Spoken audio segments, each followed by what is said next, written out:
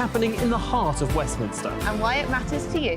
Weekdays from midday, we bring you the most compelling stories from across the United Kingdom. And from your doorstep to our inbox. That's right, we want to hear from you. GB News, Britain's news channel.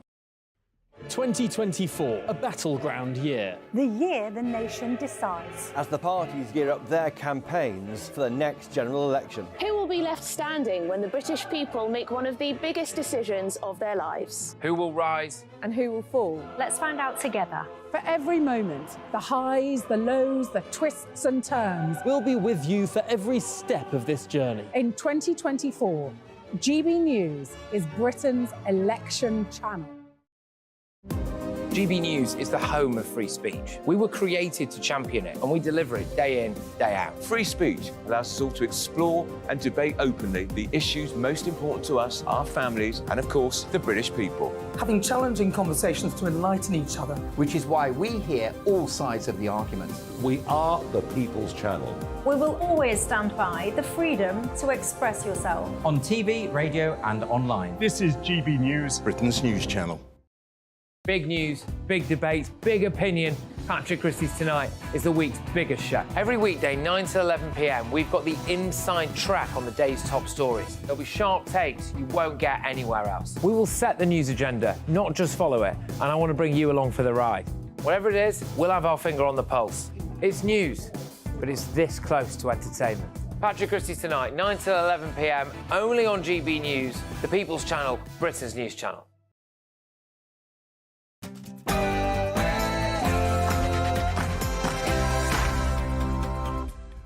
It's 9 p.m. I'm Patrick Christys. Tonight,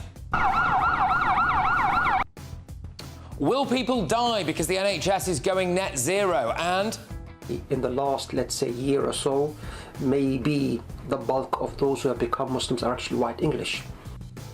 the extremist imam meeting with primary school children. Also,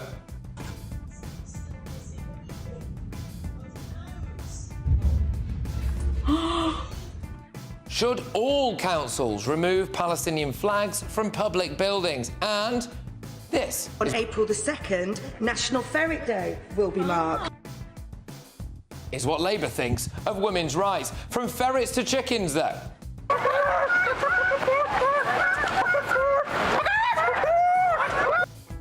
When will Rishi Sunak call the election? On my panel is ex-BBC political chief John Sargent, political commentator Alex Armstrong, and apprentice finalist and entrepreneur Joanna Jarju. Oh, and what happens next? You might want to know I'm also breaking the East bail. Get ready, Britain. Here we go.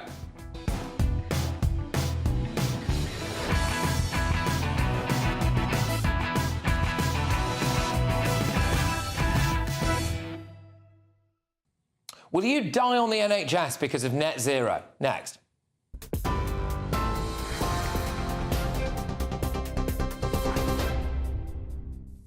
Good evening, I'm Sophia Wensler in the GB newsroom. Your headlines.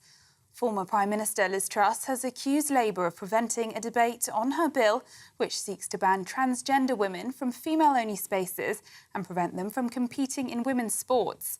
It was due to be discussed in the Commons today, but MPs appeared to waste time to delay her debate. She told GB News she was frustrated by the opposition party's stalling tactics. My bill has been stopped today from being debated by the Labour Party, and I'm absolutely furious about that. They don't even want to talk about the importance of recognising biological sex. They don't want to talk about how we stop children being able to access puberty blockers that would actually stop their development. So they have spent today filibustering my bill and stopping it being talked about, even though over the last few weeks I've had a huge amount of public support from concerned parents, concerned teachers, from young people themselves who want these bills measures put into law. James Heapy has announced he won't stand as an MP at the next general election, saying he wants to prioritise his family and pursue a different career. He's also expected to resign as Armed Forces Minister by the end of this month. More than 60 Tory MPs have now announced they're leaving the Commons. And a £5 million donation from Frank Hester has not yet been given to the Conservatives, with senior party sources telling GB News talks about the funds are still ongoing. The businessman, who's already given the party £10 million, is accused of being racist after he allegedly said MP Diane Abbott made him want to hate all black women. The Prime Minister is under pressure to return the donation. In other news, police say they've contacted the families of 35 people whose remains were recovered as part of an investigation into a funeral parlour in Yorkshire. The bodies and a quantity of ashes were respectfully removed from Legacy Independent Funeral Directors in Hull after concerns were raised about the storage and management processes relating to the care of the deceased. Humberside Police described it as a truly awful incident. 2 people arrested on a number of offences have been released on bail as inquiries continue. And thousands of drivers will be stuck in gridlock traffic this weekend during an unprecedented closure of the M25. Drivers have been warned to stay away from a 5-mile stretch in Surrey between junctions 10 and 11 to be shut in both directions from 9 p.m. tonight until 6 a.m. on Monday. It'll be the first scheduled daytime all-lanes shutdown of the M25 since it opened in 1986. And for the latest stories, sign up to GB News Alerts by scanning the QR code on your screen or go to gbnews.com/alerts. Now it's back to Patrick.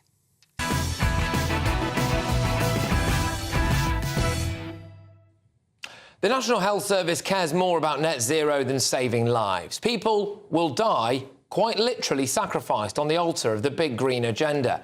Next month, the NHS is rolling out electric ambulances that cost £150,000 a pop. They have a range of about 100 miles and take 4 hours to charge. Standard ambulances can cover up to 800 miles a day and be filled up in just minutes.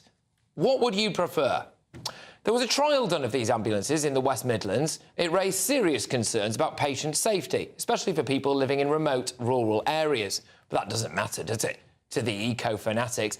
Plastic cannulas, simple, effective and healthier for the patient. No. They are too plastic. Patients will have to be stabbed with metal ones instead, even if that's physically worse for their health. Women in labour, take your climate-friendly pain relief and stop bloody moaning. Chemotherapy and other treatments will be delivered by electric bike. This is despite the fire service saying it was called to put out an e-bike fire every other day on average in 2023. Sorry, we couldn't get your chemo to you because it's currently on fire in the road, ironically polluting the atmosphere and causing a massive traffic jam. It gets worse. Any business that wants to supply the NHS with anything has to fill out a 135-question booklet, and whether or not their product will only be used if it meets the social values and emissions targets of the NHS. I mean, it's remarkable stuff, isn't it? We are presumably just months away from stab victims having their wounds plugged with sustainably sourced moss stitched together using straw and twigs. Why are they doing this? Well, 2 reasons. Reason number 1. They decided in 2020 that the NHS had to be the world's first health service to be carbon neutral. Why? It's a flipping health service, not Greenpeace, is it? Greta Thunberg wasn't going to turn up outside Great Ormond Street and start ranting about the climate emergency. Just Stop Oil weren't going to storm into St Thomas's Hospital and glue themselves to an MRI scanner. Reason number 2. There are apparently 48 staff with a combined salary of £3 million who now work for the greener NHS team, and their salaries depend on them being seen to be doing something. But here you go. Are you ready? Like all good environmentalists, and we've seen this time and time again with the old Prince Harry Private Jet Brigade, do you think they practice what they preach? NHS England executives spent around £30,000 on domestic flights in 2023, including £440 for a single fare from London to Manchester. They've been flying from London to Manchester. Piss off with your climate-friendly pain relief. Honestly, this is the public sector, taxpayer funding out of 170 billion quid or so, another £6 billion in the latest budget. Every single aspect of its service now has to go through social and environmental checks. The taxpayer pays the wages of the numpties making these decisions. The taxpayer pays the price if they die as a result of these decisions, and then the taxpayer pays the medical negligence compensation to families of the bereaved. We might as well shut down the NHS, open up a giant incinerator and pump the country's money into it. All the executives could fly in on private jets and watch the ceremony. In fact, it's easy to forget, we did actually hold a church service to commemorate the 75th anniversary of the NHS. I hope they said a prayer for all the people who are about to get worse care because some cretin on a six-figure salary decided to suck up to Extinction Rebellion. But let's get the thoughts now of my panel. I am joined this evening by political commentator Alex Armstrong. I've got ex-BBC political chief John Sargent, apprentice finalist and entrepreneur Joanna Jarju. John, I'll start with you. Think people might die as a result of this net zero madness? Yeah, I think there is a danger of that, and I think you've always got to be aware of the awful truth that common sense isn't very common.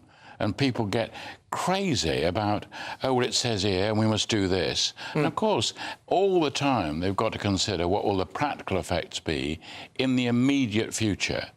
We all know about the long-term future. You've got to make sure there's change. It's more important in the NHS than any other body. There's going to be dramatic change. There has to be.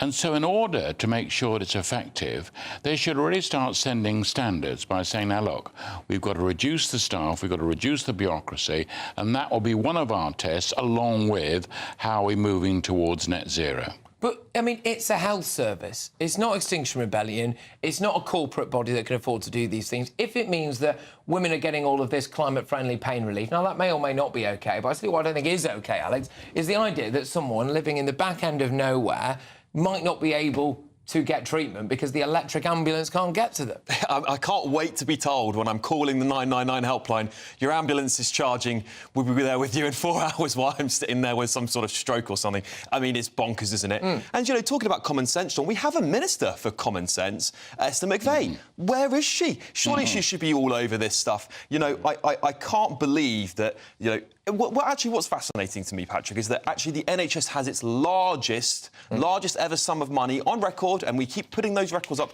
And clearly this is where the money's going, because it's not going into patient care, because we've still got backlogs and backlogs and backlogs and cancer waiting lists going up and up and up. So it makes you wonder, is this where our money's going? Go on, John. I mean, this just seemed a bit bonkers to me, really, quite clearly. I mean, the idea that, you know, cannulas for patients that are made out of plastic, it could actually be worse for the patient if they had to be repeatedly stabbed in the arm with a metal one. Well, actually, that was actually something that was said by one of the suppliers. So obviously a supplier is going to say, I want to sell you these plastic ones, so I'm going to make up this thing, potentially. I'm not saying that that's definitely correct, and say, actually, it's down to patient safety. But I think this is really important. The NHS is a huge organisation, like we all know. We know that globally we have to get global warming down to 1.5 degrees Celsius. So this is important. And I don't think that people will necessarily lose their lives, because this is a pilot. It's not like they're saying scrap all the ambulance that we've got already. They're saying we're going to do this pilot because we need to move forward, and it's important for global warming. What I find bonkers, though, is that they had a pilot, a smaller pilot here in the West Midlands, and it raised serious concerns. They thought, oh, we're going to do it anyway. Well, why don't they test it out with patient transport services? Why go straight and test the ambulances? I think there's better ways that the NHS could be doing this. But yet again, it's the over-bloated civil servants in the NHS. They need to be drastic, because to actually get to net zero, it's 90% reduction, 10% offset. But how much does the NHS contribute to climate change? I bet it's so small you can't even. No, actually it does, because obviously to look at what's an organisation's carbon footprint, you have to look at suppliers as well. So it's about the wider. But also you've got to be aware of the fact there are lots of people who really will resist change, however sensible the change is. This man, this paramedic who's quoted as saying, I don't see why I should worry about whether or not my battery's being charged. I mean, yes, if you're driving an electric ambulance, you do need to worry about it. Oh, well, I'm not going to bother with that. Well, you've got to bother with it. So the idea, and this is what I tell you, I find frightening, if you think of the change that's required in the NHS, within about 5 or 10 years, all of us will have to have computers all around us when we're in hospital. We'll be dealt with genetically there are all kinds of changes, amazing changes that will happen. And the idea of a bloke saying, oh, just because I've got an electric car, does that mean I've got to worry about the battery? Yes, of course you've got to. This is the thing, Alex. If they really cared about this, OK, the 48 members of staff on a combined salary of £3 million, some of the NHS bigwigs would not be taking a flight from London to Manchester if they really thought it was urgent, this climate emergency. It's actually comical when you say it out loud, isn't it? We shouldn't laugh, because it's genuinely serious. This is taxpayer money we're talking about, a cost of living crisis, and you find out that they're flying basically up north for a half-an-hour trip. It's bonkers. They don't really care. What's happened is that this agenda, which is not just a British agenda, it's a Western agenda to get everybody green, everyone's bought into it, because guess what? As long as no one's checking out what they're doing, they don't really care. They're happy to fly private jets to Taylor Swift's party and to all those big events happening in Switzerland. What do you mean, bought into it? Like, that's kind of playing up with the whole thing, that it's some sort of conspiracy because we're theory. the ones that are punished, aren't we? No one else has been punished. They're just saying, no, they'll have their private ambulances powered by petrol. Their private ambulances are going to be petrol for the... We're not being punished. Don't think of course we are. Of course These are enormously important changes which everyone has got to get involved in. Yeah, including the Chinese. Some people will do it quickly.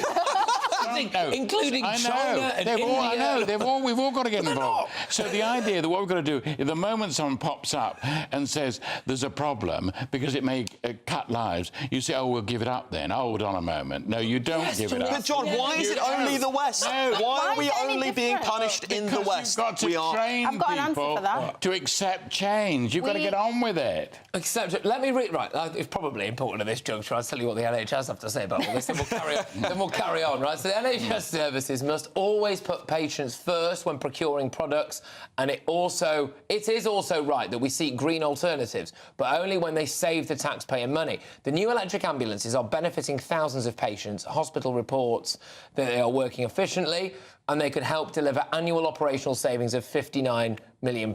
So, well, that'll just about cover the flights. This is it. But then you do factor in whether or not actually in the round this is saving us money. Bit of background here. The new electric ambulances, which have taken part in trials, can be effectively recharged at depot sites to ensure operational delivery of services is maintained.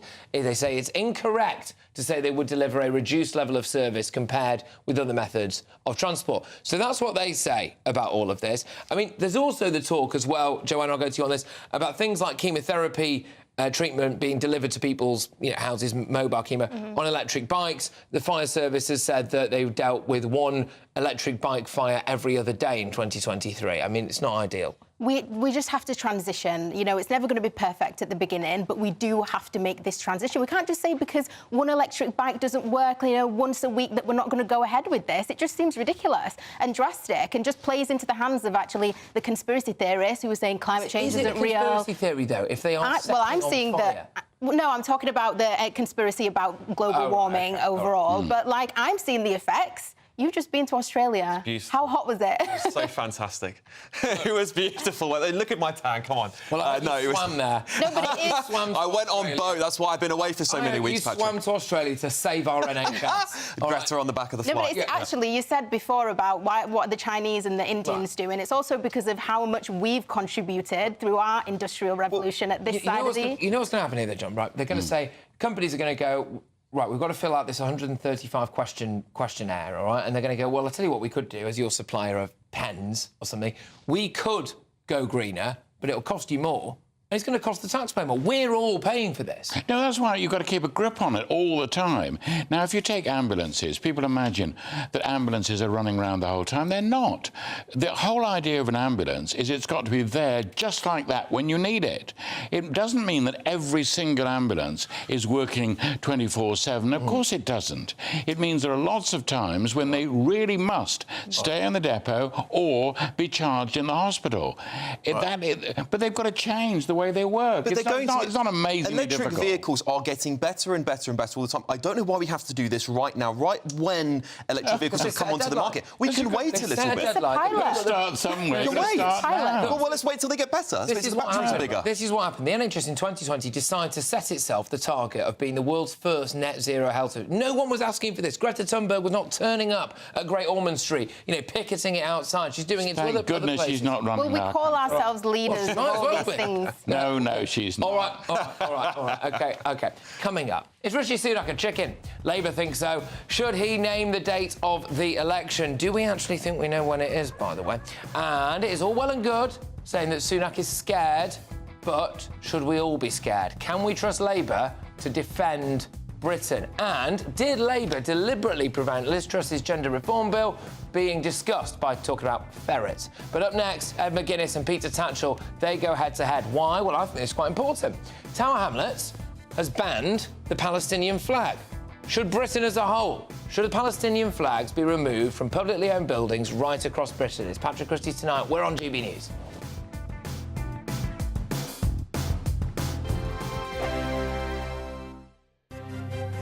GB News Breakfast, every day from 6 a.m. Absenteeism and parents whose children miss a week or more of school face increased fines in a government drive to tackle absence. This is another one of those government policies which has done nothing to improve the education of our children. In fact, since this was originally introduced some 10 years ago, the educational standards for our children, the 11-year-olds who can't read when they go up to primary school, have got worse and worse and worse. So it's not working. So what do?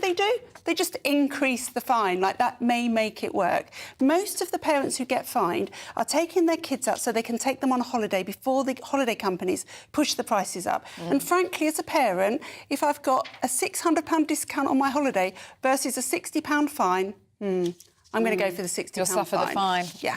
Let's not forget the other huge absence that children had recently during COVID. Schools were closed for months and months on end.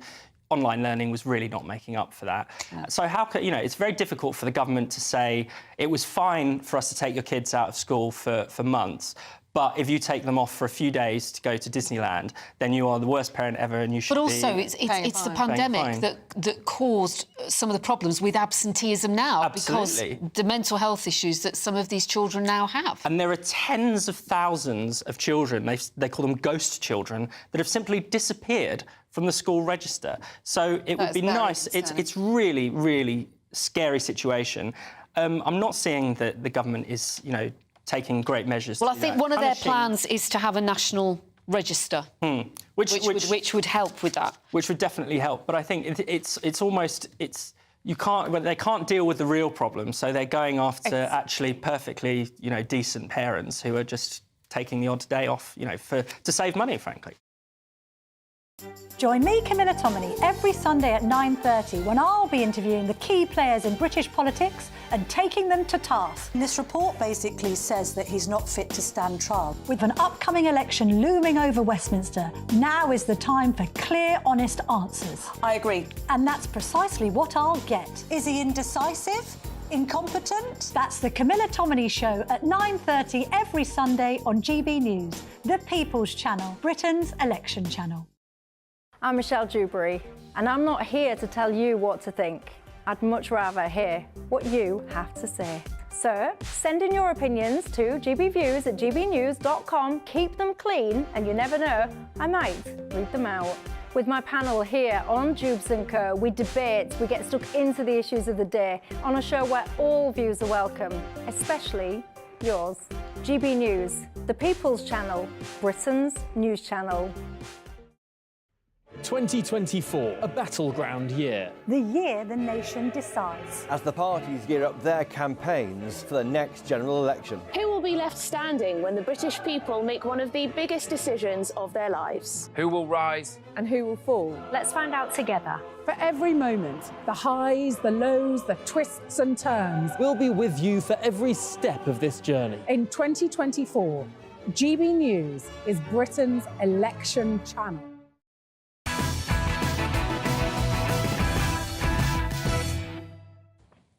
OK, this is Patrick Christys tonight. We're only on GB News, and it is time now for our head-to-head.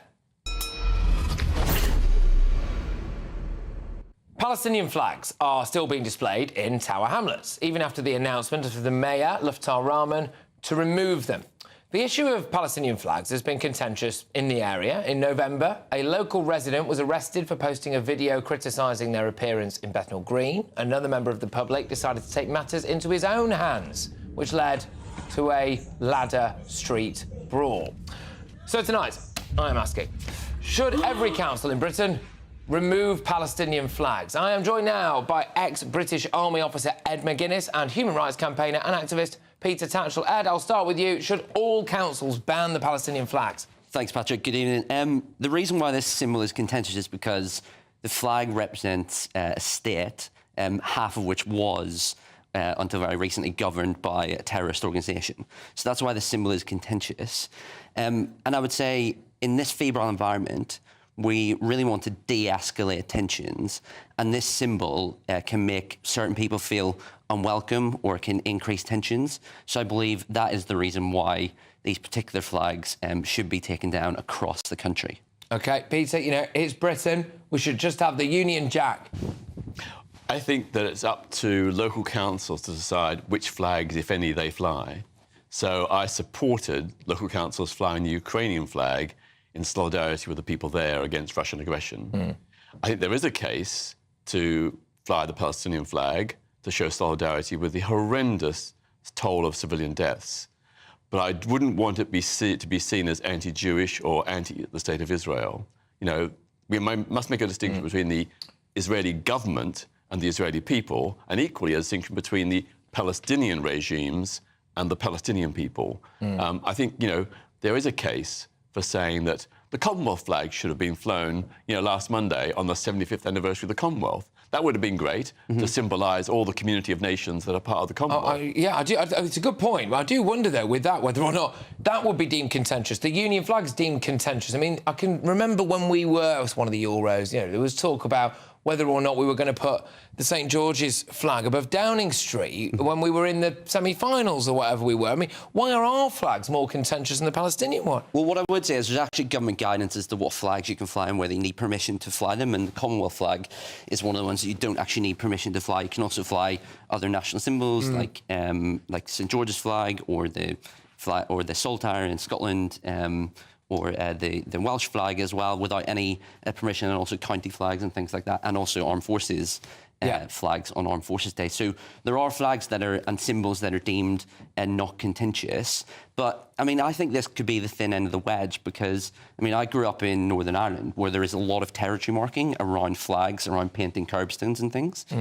So I think if we allow this to happen, and you know, with all due respect, I think the difference between flying the flag of Ukraine, where we've been a long-time ally, we've been supporting them militarily, where we've really had skin in the game, and we've seen, you know, a brutal invasion there. I think that's a lot different to flying the Palestinian flag. Yeah, I mean, Peter, look, the fact is that, you know, Hamas rampaged over the border there, were slaughtering indiscriminately men, women, babies, etc. It's hugely contentious issue, this. You know, why should councils in Britain be slapping the Palestinian flag on it like some form of fashion accessory? Well, as I said, I think it's up to local people to decide. So local councils, in my view, should be free to fly whatever flag they wish if it's with the consent of the people and if it's within the framework of the law. But when it comes to the Israel-Gaza war, there have been war crimes on both sides. And in fact, Israel has killed thousands more children in Gaza than Hamas has killed in Israel. Both are wrong. It's not a numbers game. But if you look at the proportion, 13,000 children massacred by Israel in Gaza. Those are innocent children, had nothing to do with Hamas's war crimes. They should not be treated in that way. They should not be, their lives should not be sacrificed out of an understandable rage at what Hamas did. I've got no time for Hamas whatsoever, but I don't think children should pay the price. But there's also been a huge rise in anti-Semitic attacks in this country, and this flag flying in certain parts of this country means that certain groups feel unwelcome or threatened when they see these symbols of what happened on October the 7th, you know, flying around, you know, the parts of the capital city. So what I would say, and you know, I broadly agree with your point about local people being able to make decisions, but also councils have a responsibility to create a permissive environment for everyone to be able to live and work together. So, you know, I take all your points, but I would say that we're talking about symbols and what makes people feel welcome in this country. And I know, growing up in a place that was very contentious and conflict-ridden, what symbols can mean and how that can make you not feel welcome in various parts of the country. You know, we've got, Peter, we've got council tax going through the roof. We've got councils not fixing potholes. You're lucky if your bins get taken out. But I tell you what, your local council apparently cares more about what's going on in the Middle East than it does around at Dorothy's at number 42. That's what that flag says to me. Well, the amount of money spent is probably very, very tiny. And maybe some of it was actually paid for by donations. I think some of those flags put up were actually done by individuals, not by the council. But I agree with your point that there has been a rise in anti-Semitism and in anti-Muslim prejudice, and both communities must be protected and defended. Neither must be put in a situation where they feel unsafe. So I stand with the Jewish community and the Muslim community. Let's protect both. Let's not divide. Let's protect both. And I think one thing that would unite people is uniting around our common symbols in this country. Our flag. Our flag. Yeah, it'd be nice, wouldn't it? Our flags. That's why we have them. We should not be ashamed. You know, we're in this wonderful studio. We've got, you know, this background which has the flag on it because people like to feel a sense of belonging. And that's why we have our flags, and that's why we have our symbols. So why can we rally around those instead of rallying around a symbol of a different state? Do you not think? But 90% of the time, we do rally around the Union flag. Well, do we? I mean, do you know what I think this also says is that there are pockets in Britain where it is easier to rally people around a foreign country's flag than it is our own. I'm not sure about that, Patrick. I mean, Really? I think, you know, obviously there are divided opinions, but the most common flag flown in Britain today is the Union flag, and most people consent with that. Some may disagree with Britain's imperial past, but we've got a lot to be proud of today. Our democratic freedoms, our National Health Service, all the good things we've done, that's what we should be celebrating. Final one to you on this. On Sunday, I think it is St Patrick's Day. How would you feel about the Irish flag being everywhere? In the UK? Yeah. Well, I believe, you know, I'm from Northern Ireland. I'm brought up a Catholic. You know, my father's from the Republic of Ireland. You know, that is a really special day for us, and it's a special day for people all over the world. It's a special day for me. Well, yeah, exactly. A fellow Irishman. But and I believe, you know, Ireland is our closest partner, and we have huge relationships with them in family and in the economy. And I think, you know, it'd be really good if people sort of went to the pub and celebrated Irishness on Sunday with me. All right, with you, good. Yeah. All right, OK. They're buying, though. All right, yeah, buying. All right, look, both of you, thank you very much. Good stuff, that. Look, who do you agree with, OK? Should every council in Britain remove the Palestinian flags? We've had some people commenting online. Charles says, there's only one flag for the United Kingdom. It's the Union flag. Robert says, why should any council or any public building fly any flag at all? What does it aim to achieve by doing so? Peter on Twitter says, of course not. It is free speech. All right, your verdict is in. 94% of you agree that every council in Britain should remove the Palestinian flag. 6% of you say that they shouldn't. Now, look, coming up, is Rishi Sunak a chicken? Labour thinks so. Should he name the date of the election? I think we might already know it. I'll be telling you a bit about that later on. It is all very well and good, though, saying that Sunak is scared. But should we all be scared? Can we trust Labour to defend Britain? It looks as though they're cozying up to the European Union for some kind of defence pact. Coming up, though, should school children be visiting radical imams in mosques? Why? Well, it looks like it's happening. But next, did Labour deliberately prevent Liz Truss's gender reform bill being discussed? It appears that they would rather talk about ferrets than the safety of young women. This is Patrick Christys tonight. We're only on GB News.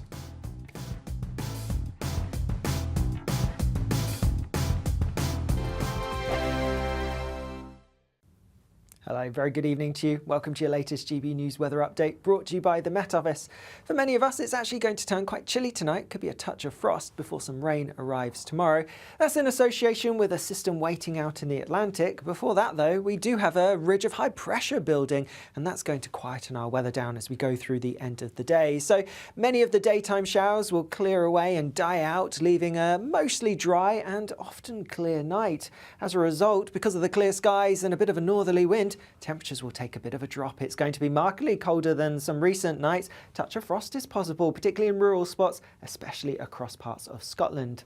As we go through tomorrow itself, then, watch out for a few pockets of mist and fog first thing. Once these clear, lots of fine sunny weather across northern and eastern parts, but towards the south and west here we are going to see clouds spilling its way in, but this won't really reach northern and eastern parts until later in the afternoon. Some wet weather around, could be heavy at times, particularly across Northern Ireland, but after a chill chilly start, temperatures rising, so most places likely to get into double figures. Any wet weather clears through as we go through early on Sunday, so a bit of a wet start across some southeastern parts perhaps, but thereafter Sunday actually looks largely dry. A scattering of showers for sure, and also some outbreaks of more persistent rain across parts of Scotland and Northern Ireland, but most of us will see some sunny breaks. Monday doesn't look too wet, but further rain is on the cards for Tuesday. I'll see you again soon. Bye-bye. This is GB News, Britain's news channel. Now, I'm sure you have seen this video that went viral this week, and if you haven't, well, I think you're going to enjoy it. This is a firefighter leaning on a fence whilst watching a trapped driving instructor's car sink in 4 feet of floodwater. Looks very comfortable there, doesn't he? Just leaning against the fence. Just chilling, just relaxing.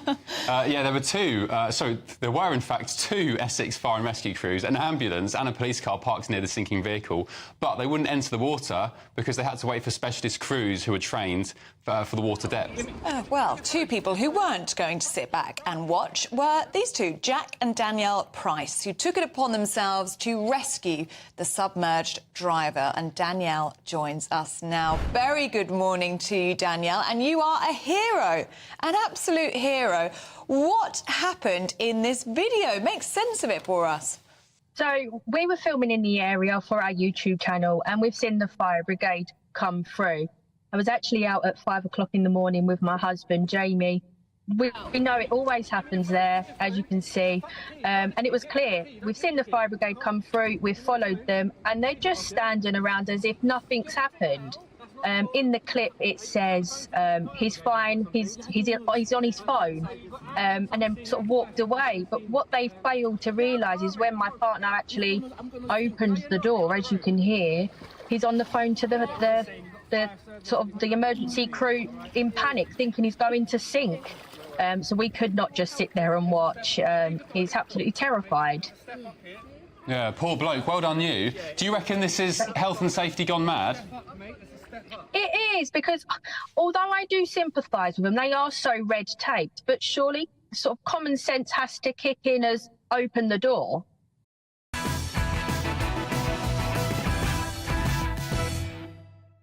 Welcome back to Patrick Christys tonight on GB News. So, former Prime Minister Liz Truss tabled a private member's bill in Parliament on changing the law when it comes to defining biological sex. This is how Truss explained the details of her bill when she spoke to GB News' political editor Christopher Hope earlier. Sex means biological sex.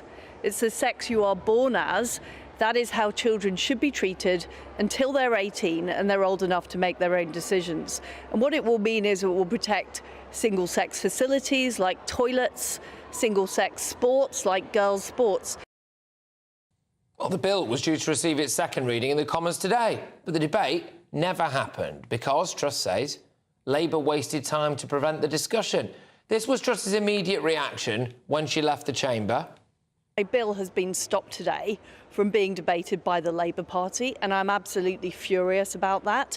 They don't even want to talk about the importance of recognising biological sex. They don't want to talk about how we stop children being able to access puberty blockers. All right, but look, in case you weren't quite convinced of Labour's time-wasting tactics, take a listen to what they spent most of their time talking about today. I thought I would take the opportunity, as it hasn't been taken many times during this session of Parliament, to actually talk about ferrets a little more. On April the 2nd, National Ferret Day will be marked. The risk of rabies from illegally imported ferrets. Yeah, that's right, ferrets. This is what a Labour government would look like, would it? Taking up valuable parliamentary time to talk about the welfare of weasels rather than the welfare of children. Joining me now is someone who has backed Truss's bill, former Olympic swimmer for Great Britain. It's the wonderful Sharon Davies. Sharon, thank you very, very much. Well, Keir Starmer came out recently and said he didn't want blokes competing in women's sport. But then the Labour Party rocks up today and prattles on about ferrets. Yeah, it is really disappointing, isn't it? I think where I'm at with politicians full stop, but particularly with Mr. Starmer, is that we need to see some actions. Word is really cheap. And he seems to change his opinions very often. So it's extremely difficult to know what you can actually rely on. So to only just a few days ago to say that he believed that we should be using common sense in sport and we should be protecting female athletes. And then today to do, what those Labour MPs did, talk about ferrets for 20 minutes. It's just shameful, really, that's what's going on in Parliament. And this is talking about safeguarding our children and the definition of sex, which is being totally and utterly made grey so that women in this country at the moment just feel like second-class citizens, and that nobody wants to listen to the fact that we're really worried about what is happening to our young people, to our opportunities, and just to our lack of voice. So to be clear, this was an opportunity to discuss male pupils not being able to go into female pupils' toilets. It was an opportunity to talk about puberty blockers. It was an opportunity to talk about, as many people would argue, the fundamental basic rights of women and girls, an opportunity to do something about that. And that wasn't really discussed today. I mean, as a female yourself and as an athlete yourself, how does that make you feel? I mean, it's been a battle. I've been trying to get women's sport back for women since 2015. And we've had some really good days and some really bad days. We have been moving in the right direction, but there's still 60 sports here in the UK that don't protect the female athletes. Sports like cricket, where World Cricket does, but the ECB doesn't. We have 50 trans-identifying males in England's FA, a large proportion of those in goal, because that's where they have the biggest advantage, being taller and more dynamic. Obviously. We have young girls that are not being able to make teams. We have a Yorkshire League of 6,000 girls that have been threatened by the FA. If they don't let a boy that identifies as a girl play with the team and with the league, they will cancel the whole league. So one boy is more important than 6,000 girls. And it's just so depressing that we're in this place. None of the science, points to the fact that you can remove male puberty advantage. Every single piece of peer-reviewed science ever in the world shows us we can't do that. We can't level the biological playing field. I just find it remarkable that Keir Starmer can go from not being able to define what a woman is to saying he can define 99% of a woman to saying that he wants to ban the thing that was going to be spoken about in Parliament today. He seemed like he was going to be on board with it. And then when push comes to shove, Labour MPs prevented a debate on the new law to protect children and single-sex spaces because they wanted to talk about ferret name choices. What would your message to the Labour leader be, do you think? Just, it's time to stop talking and actually time to start doing. And everyone at home, speak to your MP, say that you want the Equality Act clarified. You want the word sex to mean biological sex, so that here in the UK, we still have the ability to actually push through in the courts sex discrimination. And right now, it's a really grey area, and it seems as if we don't. Now, Sharon, what the Labour Party will no doubt say is, hang on a minute, this was a very important discussion about animal rights. How would you respond to that? I love animals. I've got lots of animals, 2 dogs, cat, you name it. But I'm not sure that 15 minutes on ferrets is anywhere near safeguarding our children. I really don't. And I'm sure any sensible person would agree with that. I'd say rabies is a vitally important issue and that it must be dealt with. I suppose the question is it more important than young girls not having to go to the toilet next to a bloke? Yeah, and what was really interesting as well is I was listening today to yourself and different radio stations, and they were talking about a number of MPs that were given evidence from parents who were saying that young girls were going to school now and they're not drinking. They're not taking any fluids on, either from breakfast, because they don't want to. They're scared of going into the mixed-sex toilets because the boys are in there. Urinating all over the place and they don't feel comfortable, or they've got cameras in there. Young girls don't just go to bathrooms to go to the toilet. They have other intimate things they have to do in there. And it's a really difficult time of life for everybody, but it's particularly difficult for young girls, I think, when they've got all of those new bodily functions going on. And the last thing they want to do, is to share those spaces with boys. But this is an example, isn't it, I think, of... We've been speaking a lot in recent weeks about mob rule. And a lot of the time, that's been due to what's been going on Saturdays and what's the kind of protests over the Palestine situation has been and what's been happening outside MPs' offices and houses. I think there's another form of mob rule that goes on sometimes, and that is with the, as I call them sometimes, the trans mafia, which is that if you make them very angry, then you end up copping a load of stick. There is an election coming up at some point, OK? And the Labour Party likes to box people off. Now, they've lost quite a large section of their traditional Muslim vote, as it were. So the other section that they can really go for is the old LGBT stuff, right? They can really hammer that home. If they'd have come out today and backed this and debated it and ramped it through, they would have probably lost that support. Do you think that the Labour Party... That, Patrick, though. Is sacrificing women to this? Go on. Yeah, all of the... we're sacrificing women, which is a huge number of voters, isn't it? But actually, we also know, through decades of evidence, that actually the majority of young people that have gender dysphoria, if they're just given therapy, they come out the other side of puberty, and they are just young gay kids, that have stressful anxiety, they have issues, they may even have homophobic parents, okay? And so they just don't know how to deal with this. And what we're doing at the moment is we're transing away the gay in a lot of cases, and we're putting kids on puberty blockers, which is off-label.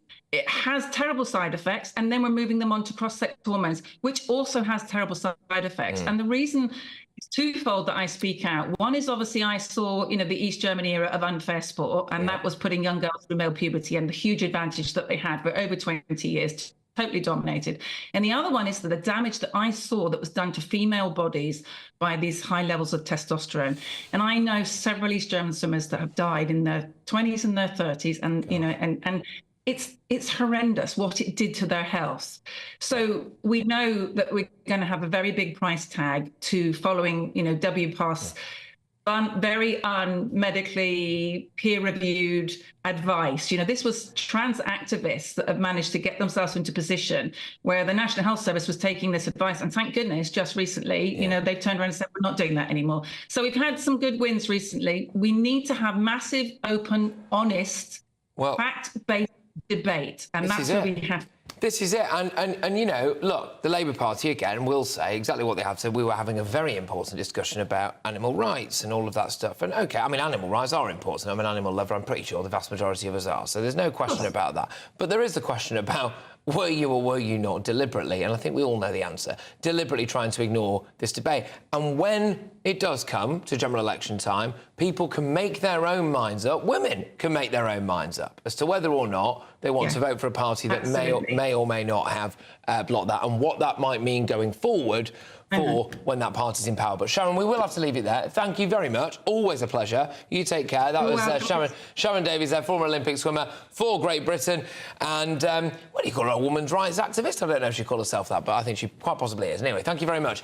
Now, spring is in the air, and so is your chance to win a garden gadget package, a shopping spree and an incredible £12,345 in tax-free cash. Here's how you could make those prizes yours.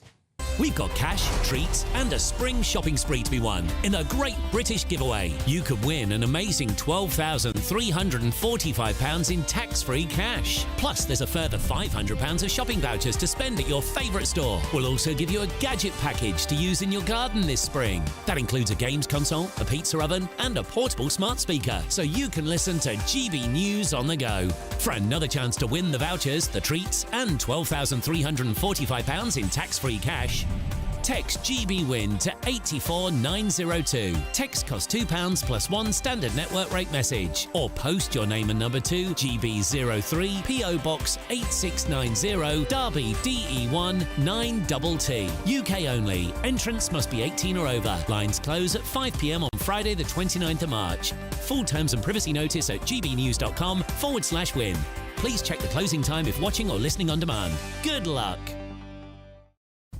Good luck. Coming up, should school children be visiting radical imams in mosques? But next, is Rishi Sunak a chicken? Labour thinks so. Should he name the date of the next election? And are Labour actually trusted with our defence? Are they really going to strike up some kind of dodgy pact with the European Union? Stay tuned for more. Headliners. Tomorrow's papers tonight. Every night from 11 p.m. Welcome back to Headliners, and Paul, we're going to get straight into Monday's mail for some good old-fashioned traditional male breastfeeding. Yeah. To answer the question, what is the latest woke hell, Josh? Row as hospitals say hormone-filled milk from trans women who were born male is just as good for a baby as the real thing. It's possible for men, if they pump themselves full of estrogen, to grow larger breast tissue, and they often do. Or you just eat lots of burgers. Exhibit A. And once you've done that, it is actually then possible to express or lactate a liquid. Okay. If to that liquid you then add another load of pills, medication, chemicals, whatever, that lactation juice can be fed to a baby. We don't really... This is not for the sake of the baby. The baby has no benefits from this whatsoever. The studies are very weak on it.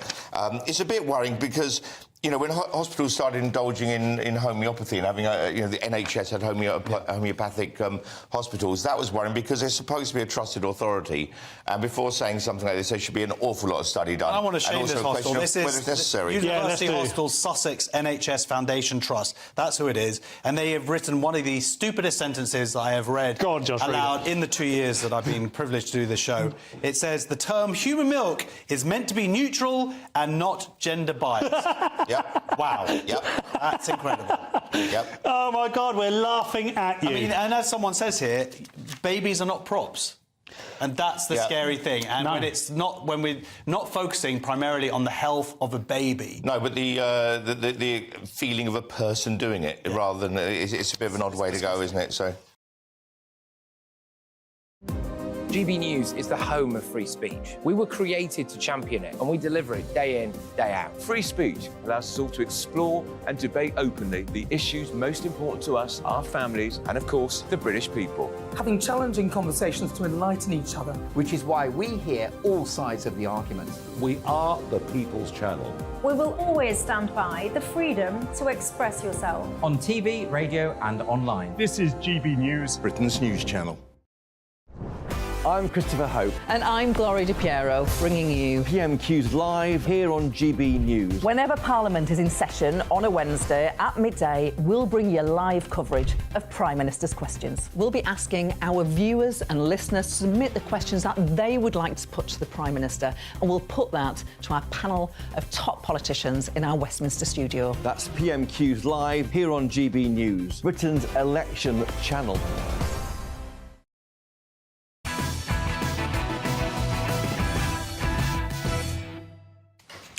Welcome back. This week, Rishi Sunak, of course, ruled out a general election on the 2nd of May. May the 2nd is when much of the country is going to the polls for local elections. So, rumours had circulated that both elections would be held at the same time to avoid sending you all to the ballot box twice.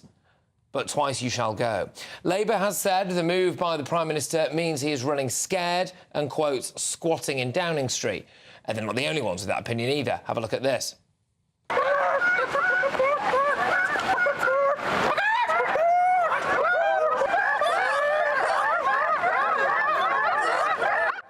Yeah, I mean, presumably they are just card-carrying Labour members. But anyway, OK, clucking mad, if you ask me.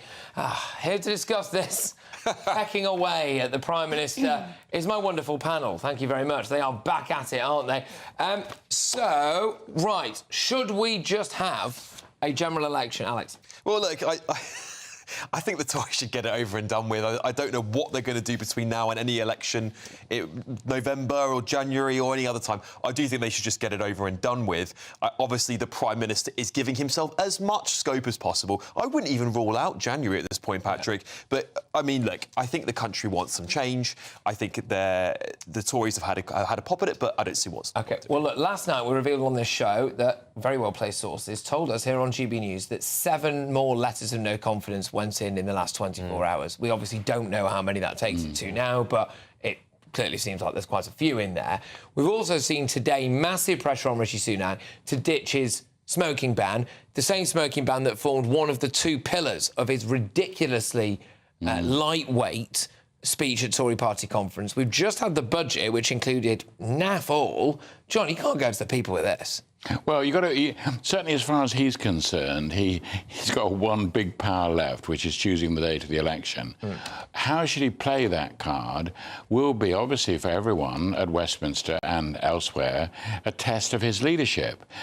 Does he get any advantage just by the fact that he is the one that decides? Yes, because if he can imply that the election could come in May, what does that do for Labour? Well, Labour's got to get all its positions right.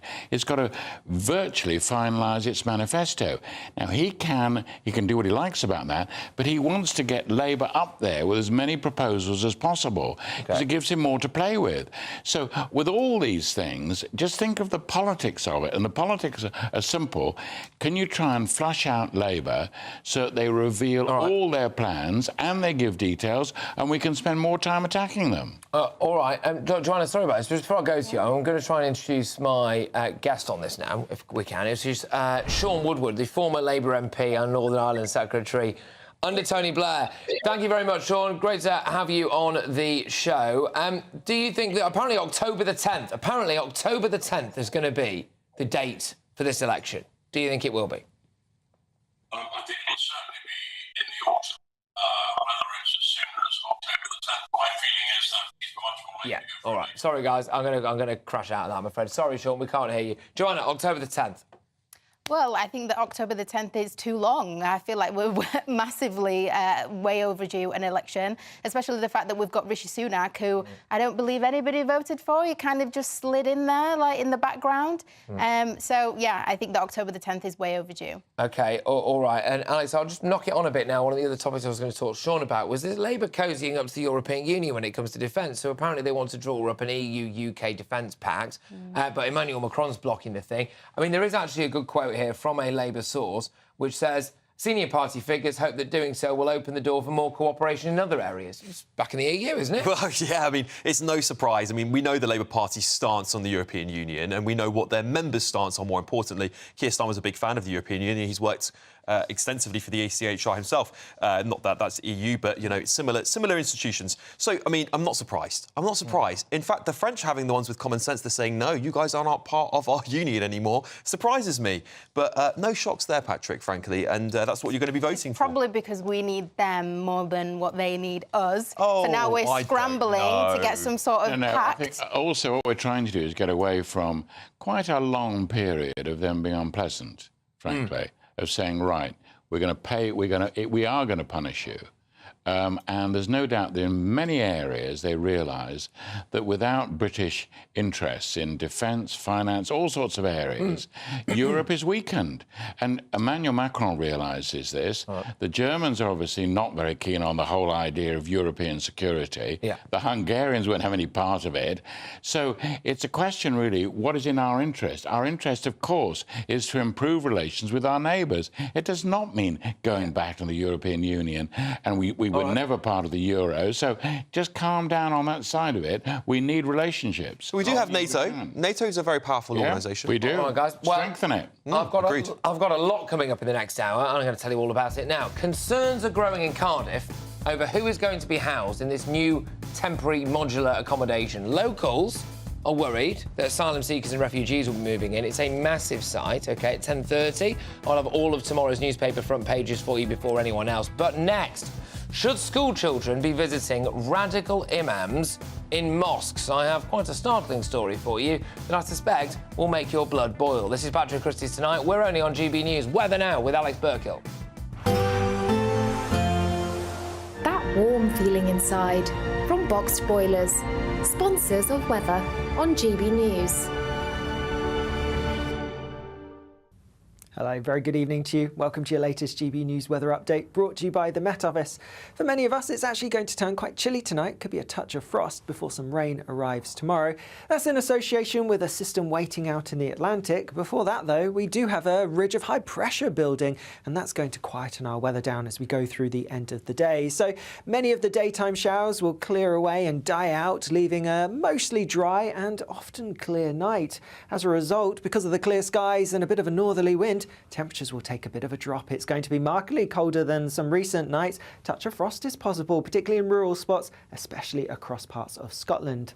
As we go through tomorrow itself then, watch out for a few pockets of mist and fog first thing. Once these clear, lots of fine sunny weather across northern and eastern parts, but towards the south and west here we are going to see clouds spilling its way in, but this won't really reach northern and eastern parts until later in the afternoon. Some wet weather around, could be heavy at times, particularly across Northern Ireland, but after a chilly start, temperatures rising, so most places likely to get into double figures. Any wet weather clears through as we go through early on Sunday, so a bit of a wet start across some southeastern parts perhaps, but thereafter Sunday actually looks largely dry. A scattering of showers for sure, and also some outbreaks of more persistent rain across parts of Scotland and Northern Ireland, but most of us will see some sunny breaks. Monday doesn't look too wet, but further rain is on the cards for Tuesday. I'll see you again soon. Bye-bye. Looks like things are heating up. Boxed boilers, sponsors of weather on GB News.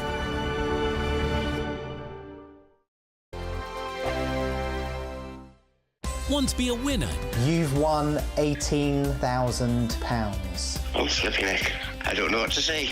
Enter our massive spring giveaway with 3 big seasonal prizes to be won. There's £12,345 in tax-free cash to give your finances a spring boost. We'll also send you on a shopping spree with £500 worth of vouchers to spend in the store of your choice. You'll also get a garden gadget package. For another chance to win the vouchers, the treats and £12,345 in tax-free cash, text GBWIN to 84902. Text costs £2 plus 1 standard network rate message. Or post your name and number to GB03 PO Box 8690 Derby DE1 9TT. UK only. Entrance must be 18 or over. Lines close at 5 p.m. on Friday the 29th of March. Full terms and privacy notice at gbnews.com/win. Please check the closing time if watching or listening on demand. Good luck. Join me, Camilla Tominey, every Sunday at 9:30 when I'll be interviewing the key players in British politics and taking them to task. This report basically says that he's not fit to stand trial. With an upcoming election looming over Westminster, now is the time for clear, honest answers. I agree. And that's precisely what I'll get. Is he indecisive? Incompetent? That's the Camilla Tominey Show at 9:30 every Sunday on GB News, the People's Channel, Britain's election channel. I think the most exciting bit for me is talking to people. People who I think are ignored often by the major news channels. We're going to give news they want to hear. There's a voice there that needs to be heard. I think there's a chance here for a diversity of opinion to be expressed, which you don't find elsewhere. It's really exciting. We don't hold back. We're free to say how decisions that are taken here affect us all around the country. Only on GB News, the People's Channel, Britain's news channel.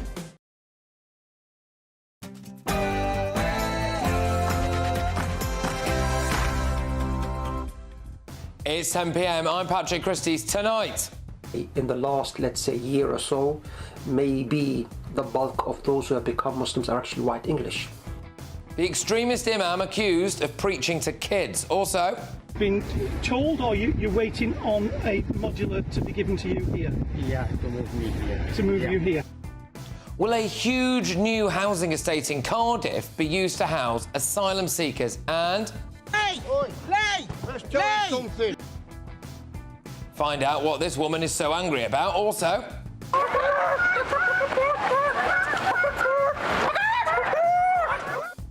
do we know the date of the next general election? I've got all of tomorrow's newspaper front pages tonight with ex-BBC political chief John Sargent, Apprentice finalist and entrepreneur Joanna Jarju, and political commentator Alex Armstrong. And what do you think happens next here? You might want to know, I'm also breaking the East bail. Get ready, Britain, here we go.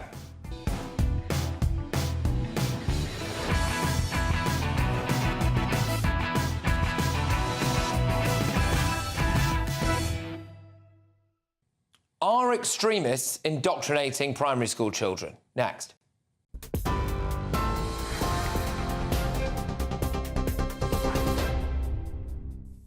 Good evening, I'm Sophia Wensler in the GB Newsroom. Your top story this hour. Former Prime Minister Liz Truss has accused Labour of preventing a debate on her bill, which seeks to ban transgender women from female-only spaces and prevent them from competing in women's sports. It was due to be discussed in the Commons today, but MPs appeared to waste time to delay her debate. She told GB News she was frustrated by the opposition party's stalling tactics. My bill has been stopped today from being debated by the Labour Party, and I'm absolutely furious about that. They don't even want to talk about the importance of recognising biological sex. They don't want to talk about how we stop children being able to access puberty blockers that would actually stop their development. So they have spent today filibustering my bill and stopping it being talked about, even though over the last few weeks I've had a huge amount of public support from concerned parents, concerned teachers, from young people themselves who want these bills measures put into law. Meanwhile, Labour has accused the Prime Minister of being too chicken to call an election.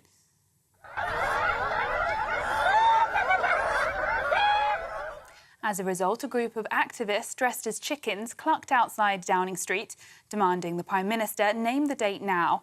Labour added Rishi Sunak needs to stop squatting in number 10. In other news, voting is underway in Russia to elect the country's next president. But the first day has been marked by disruptions, including dye being poured into ballot boxes and a Molotov cocktail being thrown at a polling station in Putin's hometown. Ballots are being cast over 3 days, even though Vladimir Putin is all but certain to win. Police say they've contacted the families of 35 people whose remains were recovered as part of an investigation into a funeral parlour in Yorkshire.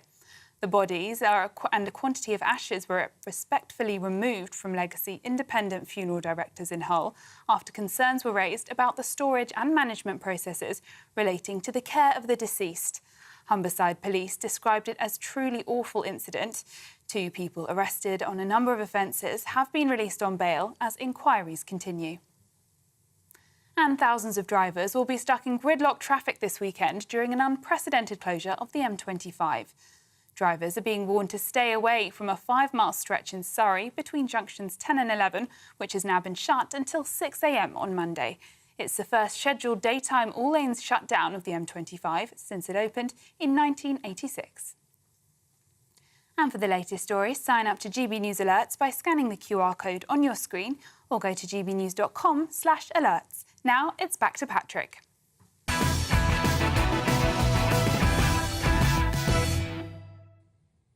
An imam found to be an extremist preacher by the High Court is still being visited by local primary school children at his mosque. Shakil Beg helped prompt the government's new extremist crackdown. He reportedly told Muslims that violence in support of Islam would constitute a man's greatest deed. He was actually named by Michael Gove in Parliament as being one of the most significant extremists on the list. Remarkably, he appears to still be in post at Lewisham Islamic Centre. And their website boasts that they welcome pupils from nearby schools on at least 6 occasions in 2022 and 2023. Perhaps even more remarkably, he continued to work with the Met Police, even after being labelled an extremist, taking part in a multi-faith breakfast. He shared a platform in 2013 with Jeremy Corbyn in the days following the Lee Rigby killing, in spite of the fact that the killers came from the mosque where he was imam. And the fact that his mosque has a long history of hosting hate preachers. This is according to the Henry Jackson Society. Concerningly, he's credited with converting thousands of Brits to Islam. And actually, they've made videos of him talking about it. Here it is. In the last, let's say, year or so, maybe the bulk of those who have become Muslims are actually white English. Mr. Begg maintains that he condemns terrorism and extremism and did not encourage violence. But it raises a bigger question, I think, about what is going on in some UK mosques. A preacher at the Islamic Bradford Centre conducted Friday prayers for the purification of the Al-Aqsa Mosque in Jerusalem, a revered centrepiece of the Islamic world, against the, quote, filth of the Jews. That's according to the Mail.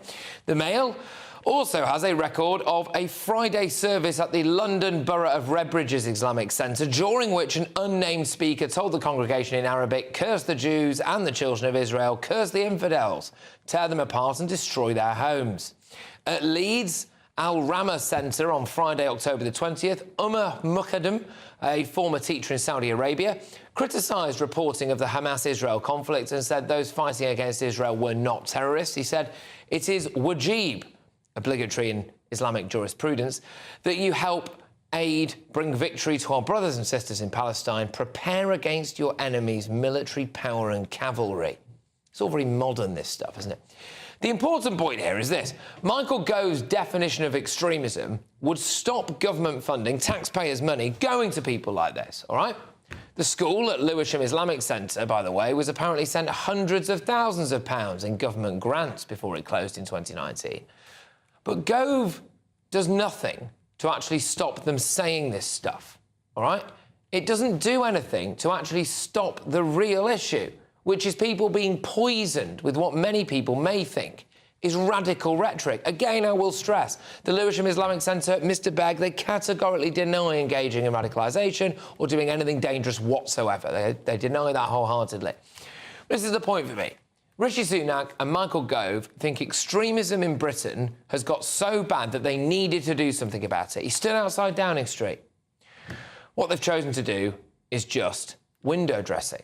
They might find that all they've done is rearrange the decking on the jihadi Titanic.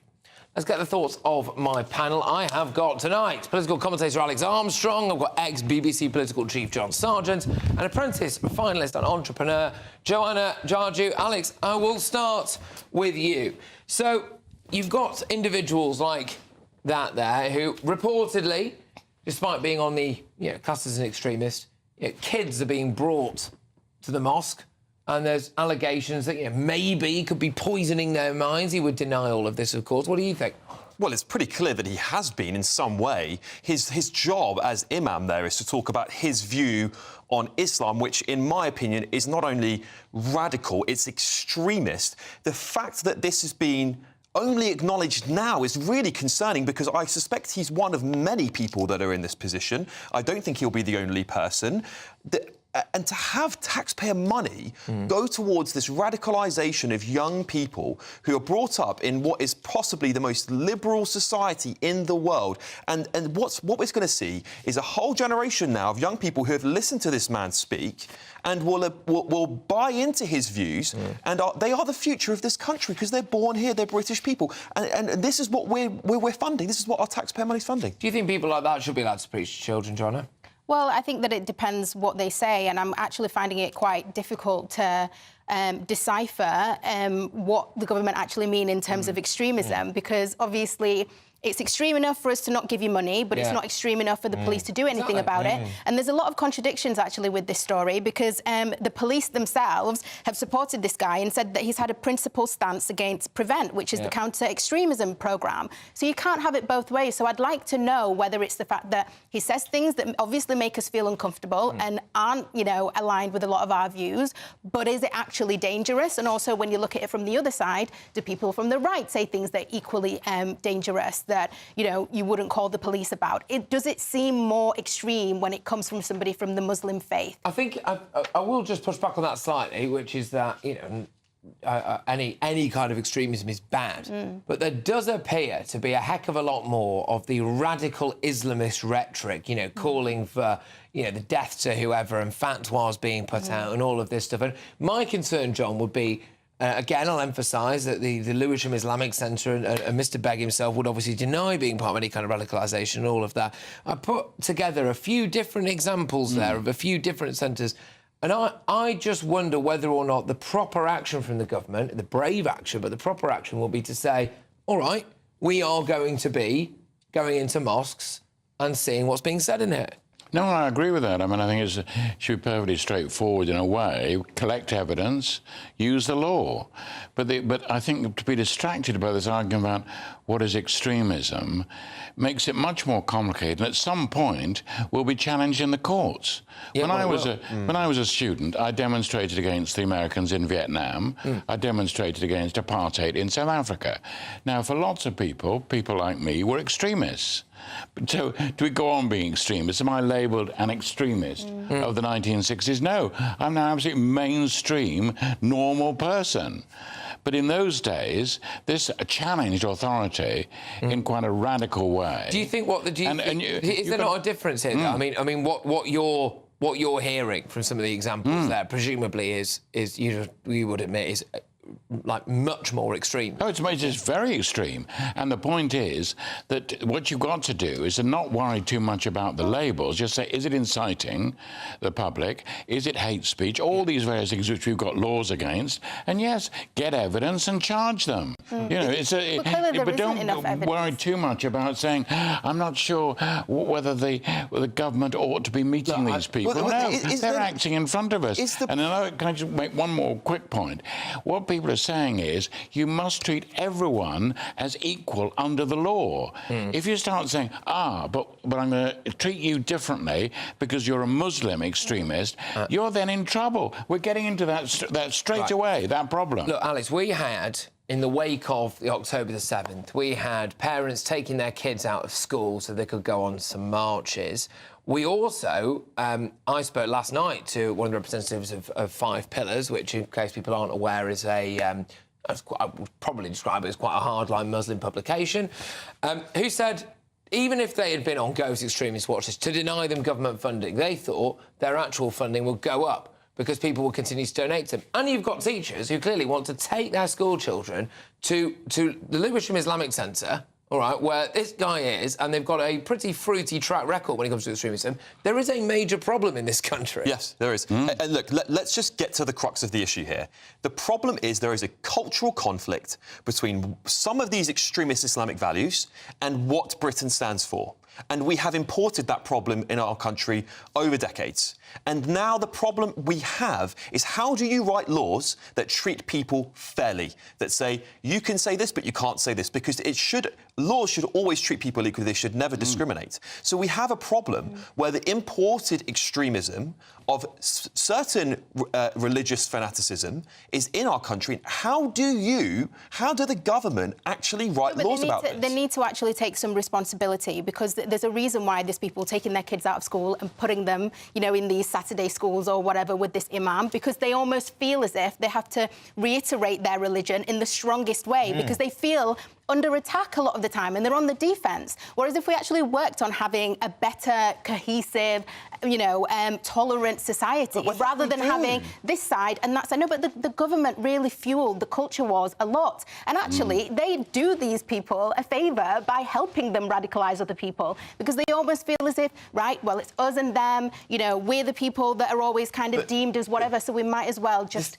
act in that way and show how dedicated we are to our religion. Well, of course people can be dedicated to their religion, but then there's going above and beyond and hating other people based on their religion, based on their race, based on their skin colour. You know, that's a perpetuating problem. You can't say, because someone's been extreme to me, I'm going to respond extremely. No, but that's what I'm saying. I'm not justifying it. I'm not saying that they're right. I'm saying but my point is that assimilation has failed in many parts of the UK because there hasn't been an attempt by any government to actually integrate people. It's saying, OK, if you're part of this community, it's absolutely fine if millions of people, thousands of people live in the same area and perpetuate those values, and you will get a radical person amongst those. But be very careful about laws which appear to be aimed at one particular group. That's all I'm saying. I absolutely agree. I absolutely agree. You're in real trouble very quickly. I completely agree with you, John. We're into that trouble straight away. I completely agree with you. I do wonder, though, about that, because that's that side of it, isn't it? Well, you can't really have laws that are aimed or obviously aimed at one element, at one part of the community.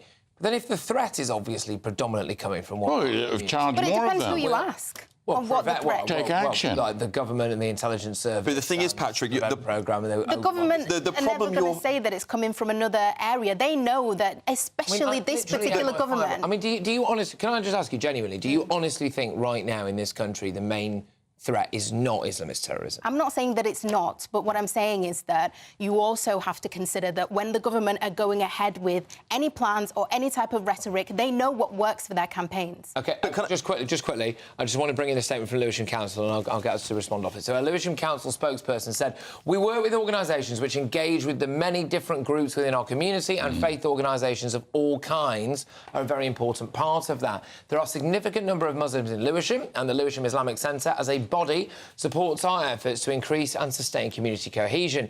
We are not aware of any concerns or reports from our designated safeguarding leads about extremist views being expressed during any of these visits.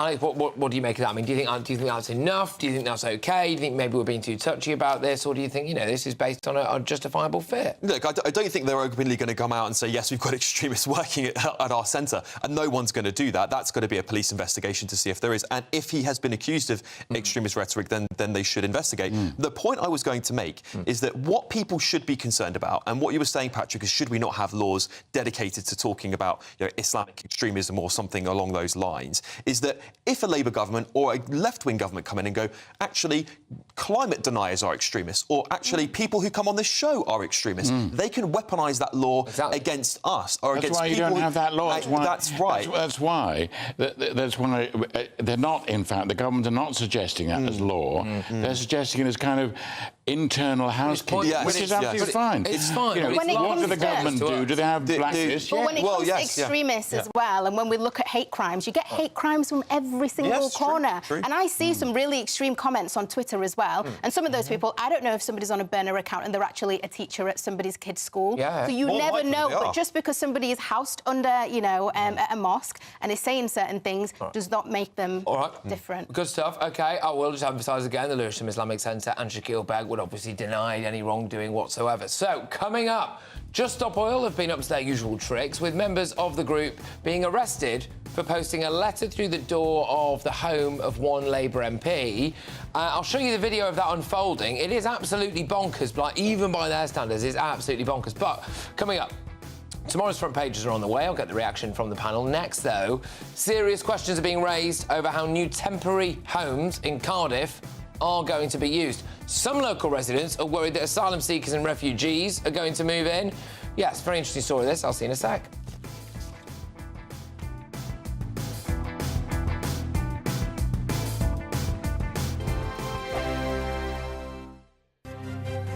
GB News Breakfast. Every day from 6 a.m. Absenteeism. And parents whose children miss a week or more of school face increased fines in a government drive to tackle absence.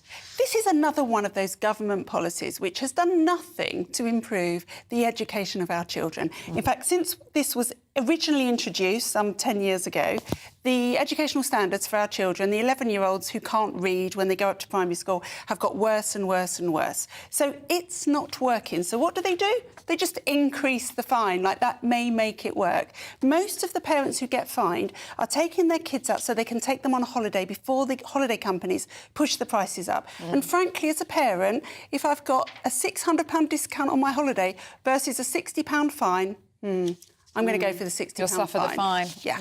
Let's not forget the other huge absence that children had recently during COVID. Schools were closed for months and months on end. Online learning was really not making up for that.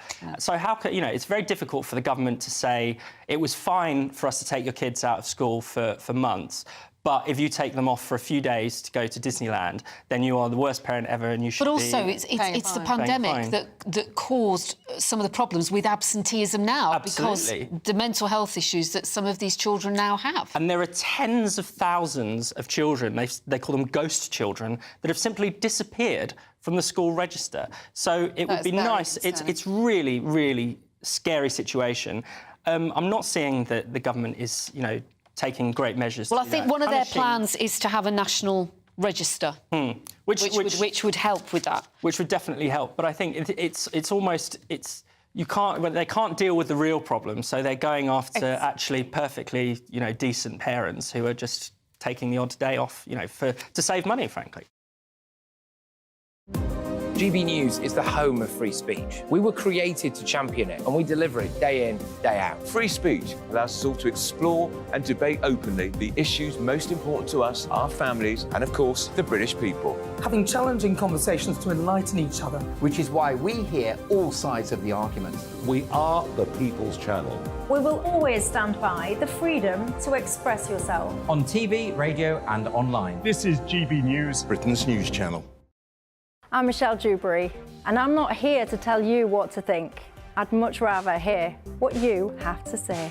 So send in your opinions to gbviews@gbnews.com. Keep them clean, and you never know, I might read them out.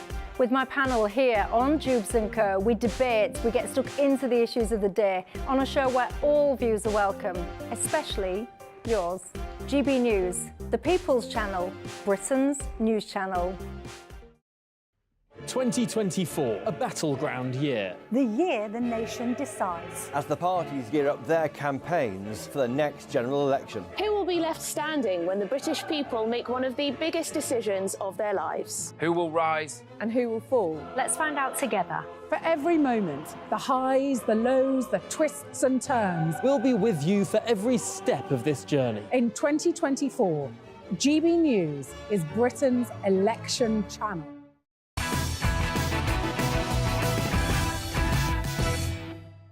Welcome back. Now, questions are being raised about how temporary homes that are being built in Cardiff will be used. Now, it's been claimed that a former gas site in Grangetown will house refugees who are currently residing nearby at a migrant hotel, potentially others as well. 155 properties paid for by the taxpayer are soon to be available at the site. Now, locals in the area have expressed concerns that this will be used to accommodate asylum seekers, refugees at the taxpayer's expense, when, of course, there is, like most places, a housing crisis.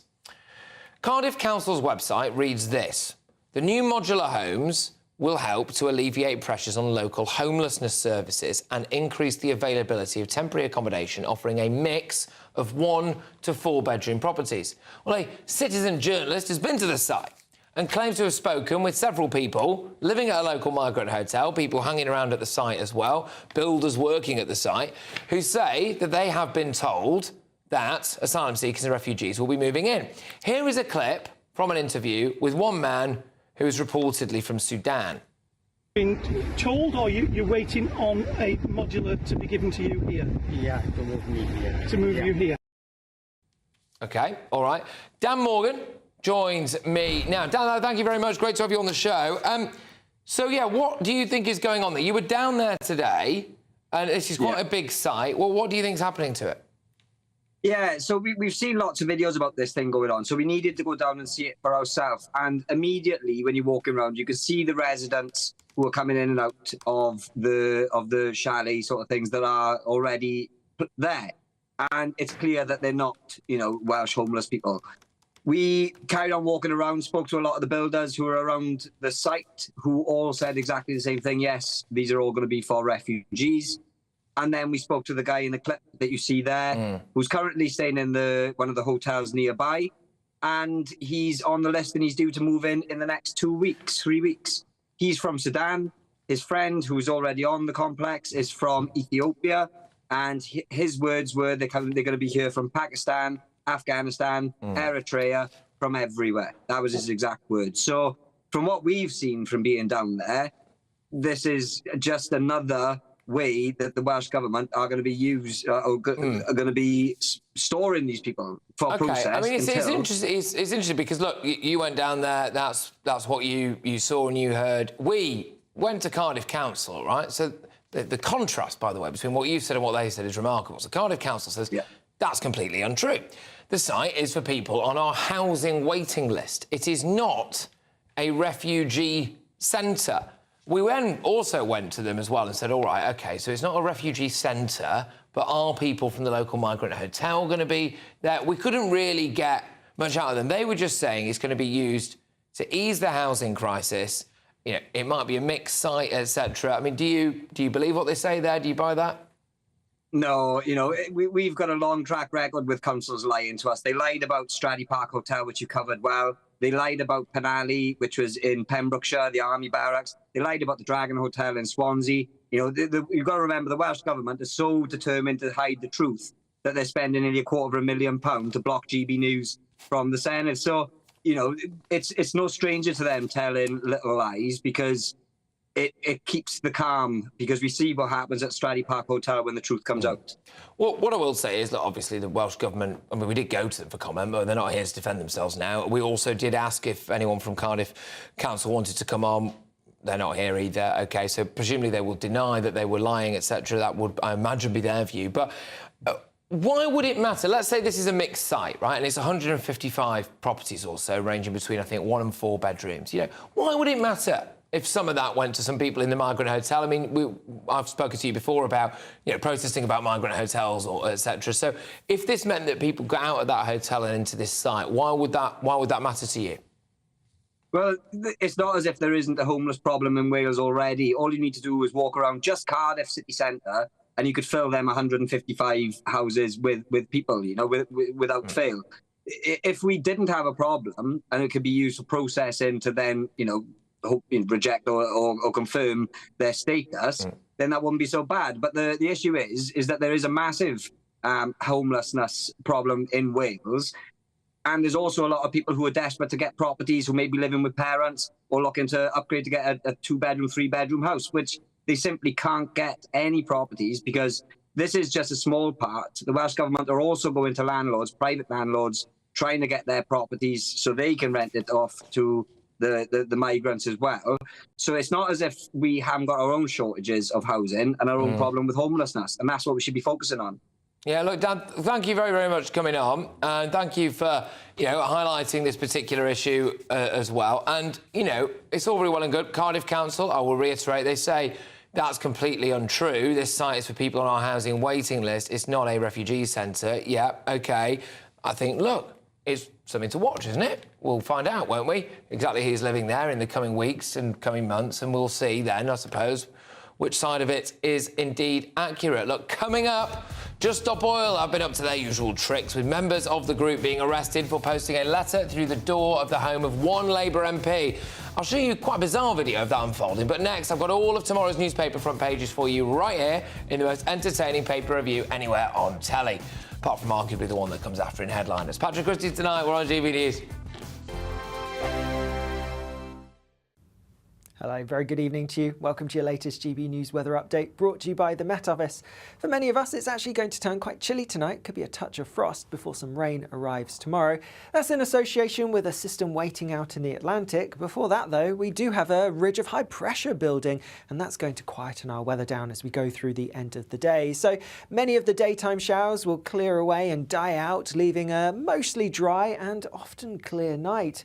As a result, because of the clear skies and a bit of a northerly wind, temperatures will take a bit of a drop. It's going to be markedly colder than some recent nights. Touch of frost is possible, particularly in rural spots, especially across parts of Scotland. As we go through tomorrow itself then, watch out for a few pockets of mist and fog first thing. Once these clear, lots of fine sunny weather across northern and eastern parts, but towards the south and west here we are going to see clouds spilling its way in, but this won't really reach northern and eastern parts until later in the afternoon. Some wet weather around, could be heavy at times, particularly across Northern Ireland, but after a chilly start, temperatures rising, so most places likely to get into double figures. Any wet weather clears through as we go through early on Sunday, so a bit of a wet start across some southeastern parts perhaps, but thereafter Sunday actually looks largely dry. A scattering of showers for sure, and also some outbreaks of more persistent rain across parts of Scotland and Northern Ireland, but most of us will see some sunny breaks. Monday doesn't look too wet, but further rain is on the cards for Tuesday. I'll see you again soon. Bye-bye. I'm Michelle Dewberry, and I'm not here to tell you what to think. I'd much rather hear what you have to say. So, send in your opinions to gbviews@gbnews.com. Keep them clean, and you never know, I might read them out. With my panel here on Jubes & Co, we debate, we get stuck into the issues of the day on a show where all views are welcome, especially yours. GB News, the People's Channel, Britain's news channel. I'm Andrew Doyle. Join me at 7 o'clock every Sunday night for Free Speech Nation, the show where I tackle the week's biggest stories in politics and current affairs with the help of my 2 comedian panellists and a variety of special guests. Free Speech Nation, Sunday nights from 7 on GB News, the People's Channel, Britain's news channel. Your weekend starts here with Friday Night Live with me, Mark Dolan, 8 till 9 on GB News. Big stories, big guests and big laughs as we get you ready for a cracking weekend. That's Friday Night Live with Mark Dolan. Fridays 8 till 9 on GB News. Bring your own drinks. The admission's free. From 10 a.m. every Saturday, we want to make you think and we want to make you laugh. So we will give you all the top stories. Now we start with a story that has shocked the nation this week. But we're also going to make it light and fun and bring some entertainment in to make your Saturday morning nice and restful. Only on GB News, Britain's news channel.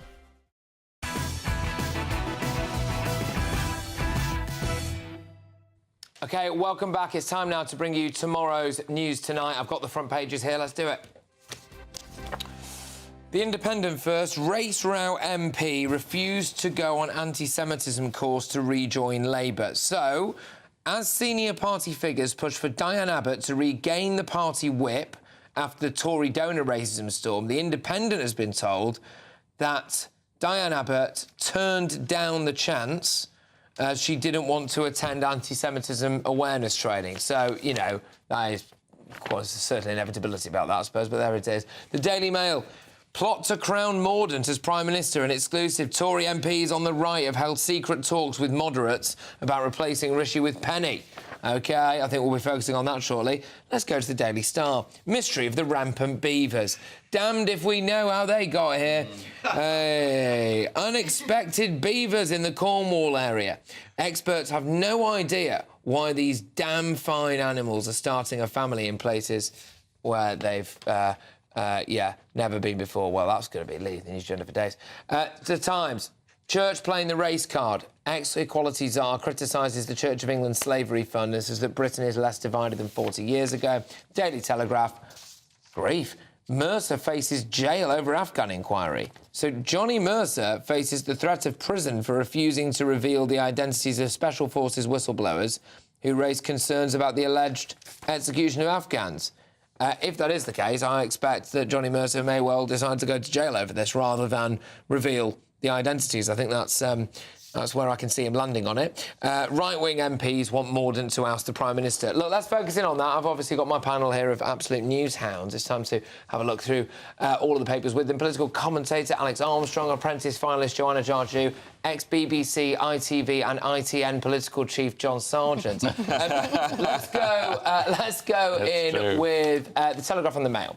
So this is that apparently right-wing Conservative MPs want Leader of the House, Penny Mordaunt, to lead the Tories into the next election. The MP for Portsmouth North made a bid to run back in July 2022 following Boris Johnson's resignation.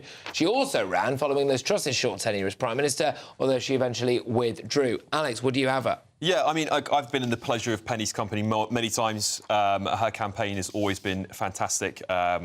She's a fantastic MP. She's very, very popular in her constituency. And, you know, it's a damn shame that they didn't put her front and centre before. I mean, she would have been smashing far higher in the polls now than Rishi Sunak or Liz Truss would have been by any means.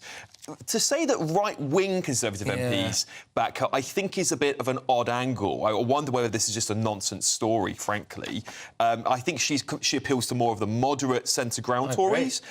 It's highly likely that she will be leader of the opposition if the Tories lose the election, but she will not back out of government. She's not going to collapse the government, and she's not going to be that leading figure. Yeah. This is it, isn't it? And you know, it.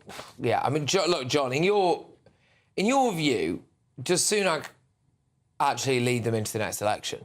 Yeah, no, I mean, I would have thought... do you think it's stupid, actually? Like, genuinely, do you find it baffling there's even talk of him not doing that? Well, in normal times, you'd think, I can't think of anything more stupid. You know, we're months away from election, just months away, and to behave like this is suicidal, but then they've been behaving in a suicidal way on the Conservative backbenches for some months. I mean, you just wonder, who are these people? Are they serious? Are they simply roaming around? Are they going through some kind of personal crisis? Is it a psychological problem? But it's certainly not a way of... It's certainly not a way of... It's not a sort of political, if we do this, then we do that, then we can do this. It's just stupid. But they're also setting themselves up to fail, because why would you go against Rishi Sunak, the people who were, you know, the Lee Andersons of the party, the Suella Bravermans, and then suggest that you're going to replace him with somebody who actually seems quite level-headed, Penny Mordaunt. And I was quite glad when they didn't, you know, choose her as leader. But then again, if she comes in as leader, it's funny because she doesn't really have that much personality. She seems like a perfectly lovely woman. No, but if people call Keir Starmer dry... She holds the sword, though. No, I'm not saying that she doesn't. Very good at holding she's perfectly... very good at holding the sword. No, she's perfectly, capable, and she's been good in the House of Commons, but also so is Keir Starmer, who, was a barrister. No, absolutely. There is no boring as way. pie. Well, politics is going to be boring then if it's Keir Starmer and Penny Mordaunt. She seems lovely. Can I just say something is going on? Okay? Because we've got a lot. Panic is going on. Panic is going on. We've got reports yesterday, 7 less than no confidence coming in about the Prime Minister. We don't know how many more there are. You've got meetings with Graham Brady. You've definitely got a sense. He lost his Armed Forces Minister today. Brandon Lewis went yesterday. There's a load of them jumping off the ship, aren't there? Yeah. There is definitely something going on. Well, it's called crisis. It's called panic. It's called what do we do now? It's called headless chickens. Those are the main... But Rishi has the ultimate red button. He says, if you oust me, I call a general election tomorrow. And it's within his power. And do most Tory MPs want to have a general election tomorrow? I think a lot of them would rather wait. So I don't... Whilst these letters will keep coming in, I don't think there'll be enough to reach the threshold because most of them won't want to lose their jobs earlier than they have to. Yeah, I mean, it is depressing that there are so many different aspects wrong at the moment in this country that need urgent reform. I'm not making a political statement there. I mean, they need reform, right? So we end up talking relentlessly about some of this stuff. Are they going to oust him? Are they going to do this? And in the meantime, we have a budget that was just written by the OBR. Nothing's really getting done. What's happening with the NHS, apart from them going green, etc., etc., etc. Anyway, different story now. Lord Sewell of Sanderstead, easy for me to say, has criticised the Church of England's £1 billion slavery reparation fund. He said that Britain is much less racist than it was 40 years ago. Lord Sewell, the government's ex-equality czar, has claimed that the move by the Church of England was political and done just for show. That is on the front of The Times tomorrow. So the church is, quote, playing the race card. Alex, your views? Yeah, look, I mean, Britain compensated by... What a lot of people don't know is that Britain went on a massive global campaign to end the slave trade everywhere in the world. It cost us 50. Well, whether we started it or not is the intention to end it not as good as wanting to start it. Well, slavery's been going on for generations. Yeah. No, but in terms of the transatlantic slave trade. Okay, but hang on, but look, this is about the church anyway, right? And whether this money, what I would like if the church turned around and said was, look, as part of that, we're going to put this money into modern-day slavery. There are more people in modern-day slavery than there ever have been in the slave trade back God knows when. And this is the problem. It is a virtue signalling gesture, and it's not going to help anybody. And also, you can't write the reparations. That's not reparations to say you're going to take the money and put it into another type Joanna, of they're not going to give it to every black person either. But what you can't do is right the wrongs of the past. You can't simply say, oh, well, let's roll back several hundred years and then say, oh, no, so-and-so gained, but so-and-so is rather good. He refused to have a slave. Well, hang on a minute, John. Crazy. Hang on a minute, John, because it was all right for them to write what the slave owners lost. They were in debt from having to pay back the slave owners because they apparently lost property, and they didn't actually finish off paying that debt until 2015. So until somebody can kind of explain to me that logic, why it's OK to... You're also going to get to the point that 100 million is... all the slaves who deliberately stayed on the plantations because they knew no other life. I mean, you're talking about a very distant time in history where the whole idea of you're a free slave, you can now, become rich? Not necessarily.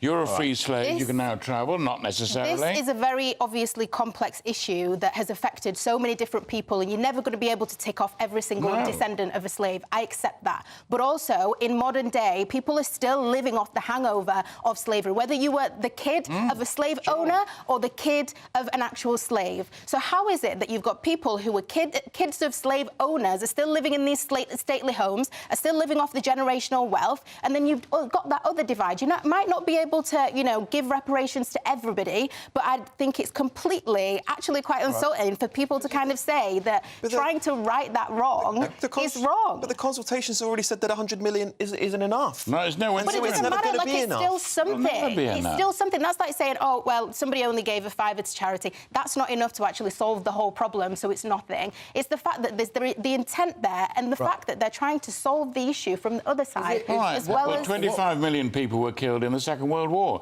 So that is not the same. No, but hold on a moment. All these things are very difficult. The moment you start saying, look, people really suffered, how much did they suffer? How much should they be compensated?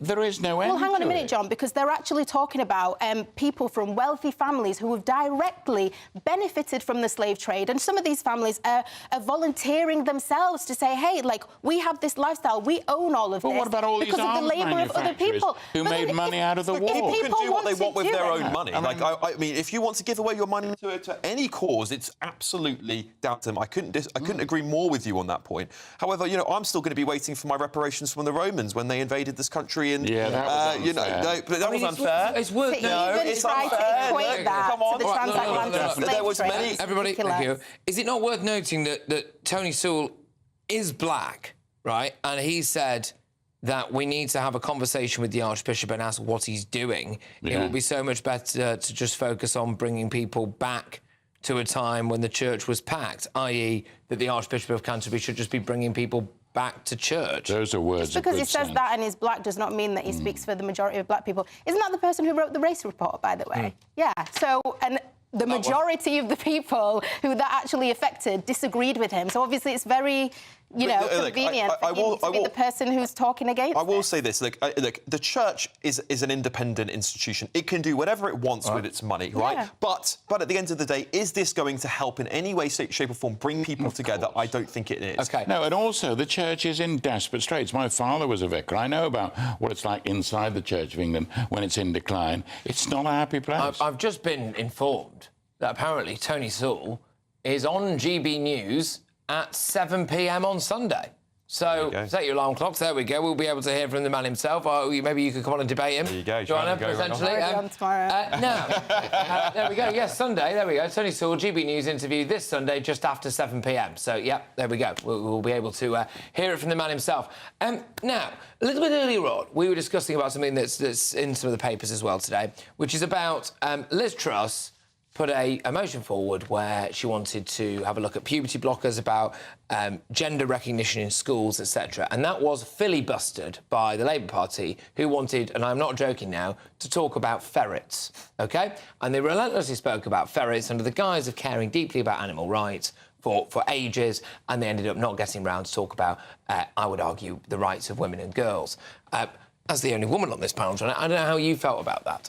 Well, I think that it's an important debate to have, but at the same time, you know, it's difficult, and I kind of feel like for especially Liz Truss, it almost seems as if she's using any opportunity to kind of claw back some type of support. And I don't always think that it's because of actual concern for women. And I hate when things like this are, you know, weaponised by certain politicians who are just begging to be back in the limelight. The difficulty, I think, especially for Keir Starmer on this, is that it was, I believe, earlier this week that he said he didn't want essentially men in women's sports, right? And that was quite a significant thing for the Labour leaders to say. And then we end up in a situation on a Friday afternoon where his own MPs are apparently blocking some kind of discussion on this. No, but that's Westminster, isn't it?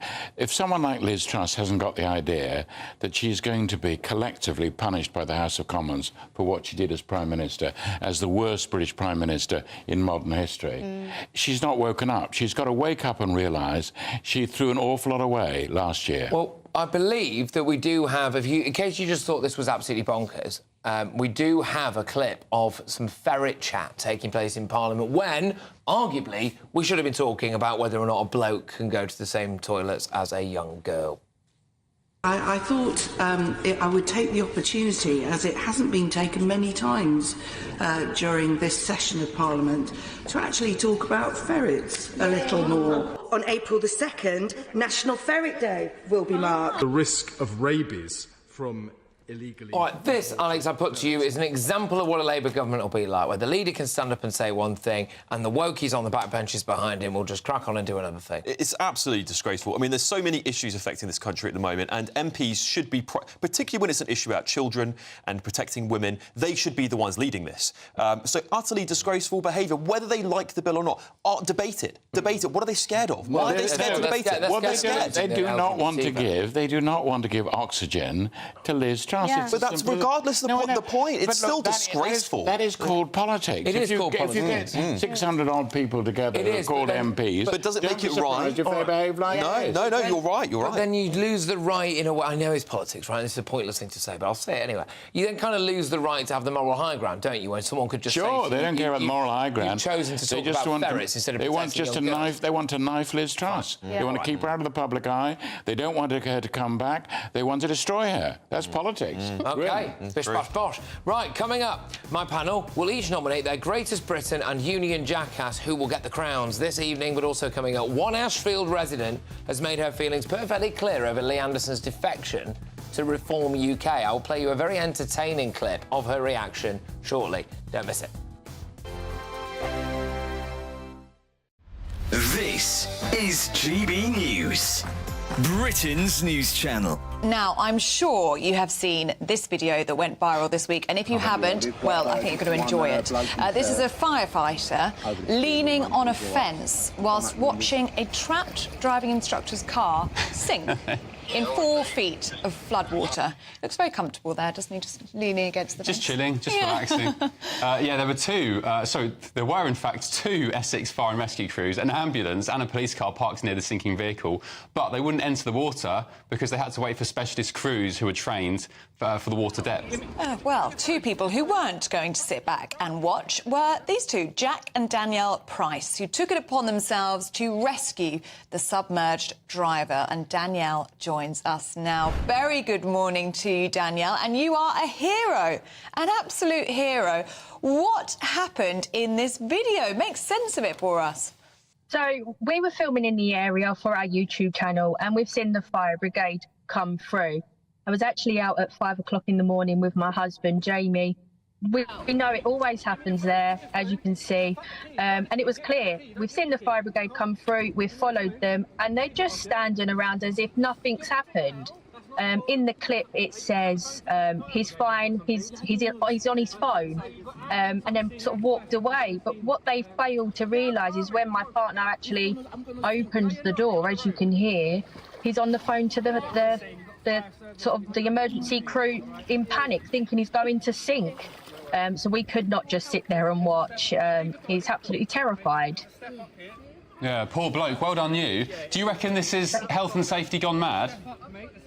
It is, because although I do sympathise with them, they are so red-taped, but surely sort of common sense has to kick in as open the door. Welcome back. Some more front pages for you now. We start with the Mirror. One last hope inside death row jail. Brit Grand's chance to escape a firing squad. We go to the Eye. Deliveroo and Uber Eats backdoor to UK illegal migration. Daily Express. Hunts olive branch to fearful pensioners. Chancellor vows to protect retirees under sweeping reforms. All right, OK, there we go. Now, look, I've teased this clip a couple of times. I'm going to play it. So this is Just Stop Oil, up to their usual antics. Well-known activist Phoebe Plummer. There's something quite funny about this clip, though. They rocked up at Labour MP's Emily Thornberry's gaffe. Just have a look at what happens. Post a letter. Is that okay? You could post a letter, yeah. I can't stop you from posting a letter. Emily Thornberry's an interesting one. I think it was in 2020. She said that in the face of this climate emergency, there is no longer time for cowardice. You might want to know, I'm also breaking police bail. I've got bail not to go to any MP's house. I don't know if you want to, follow up on that, considering, as you can see, that was our only intention. 218, you will be under arrest. Breaching your police bail conditions, all right?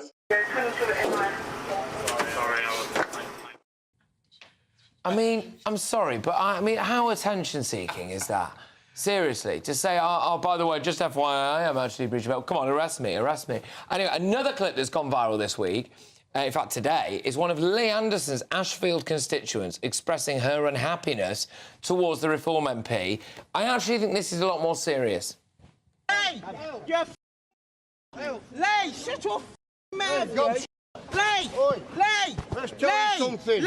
Lee, Anderson, stand for reform. You starts today in Ashfield.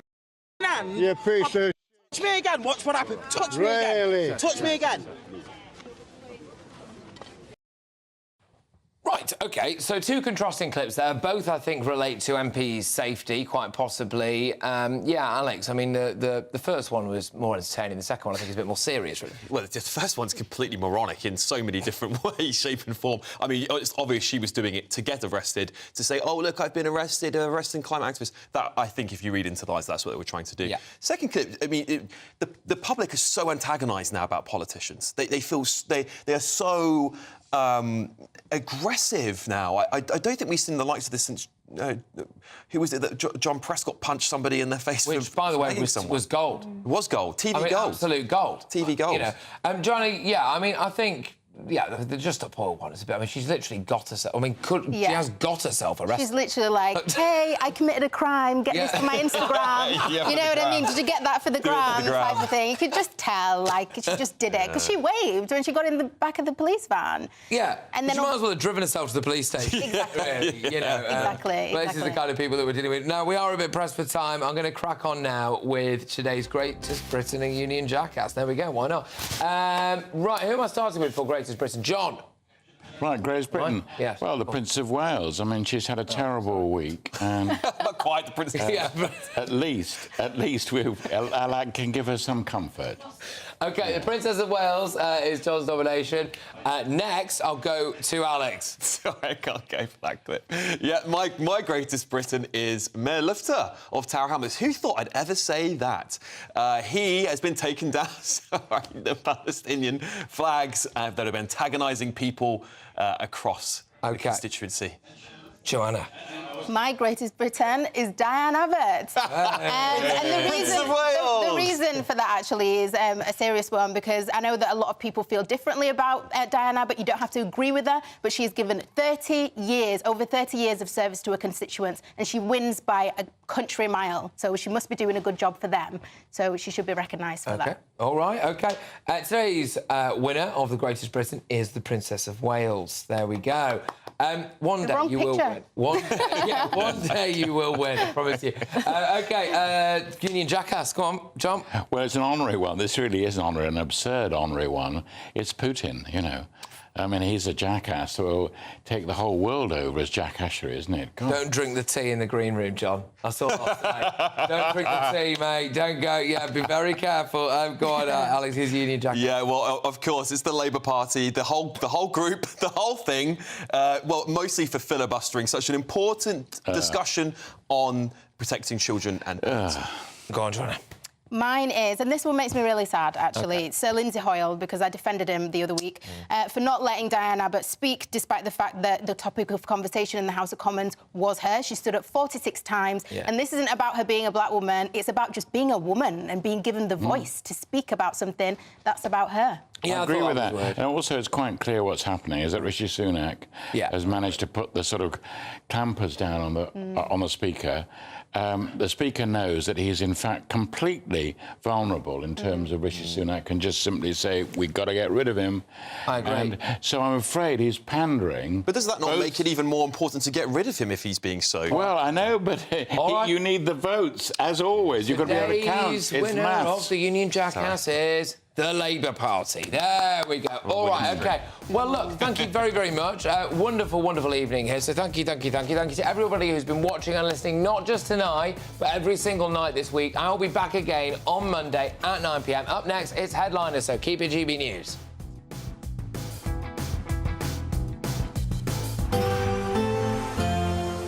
A brighter outlook with Box Solar, sponsors of weather on GB News.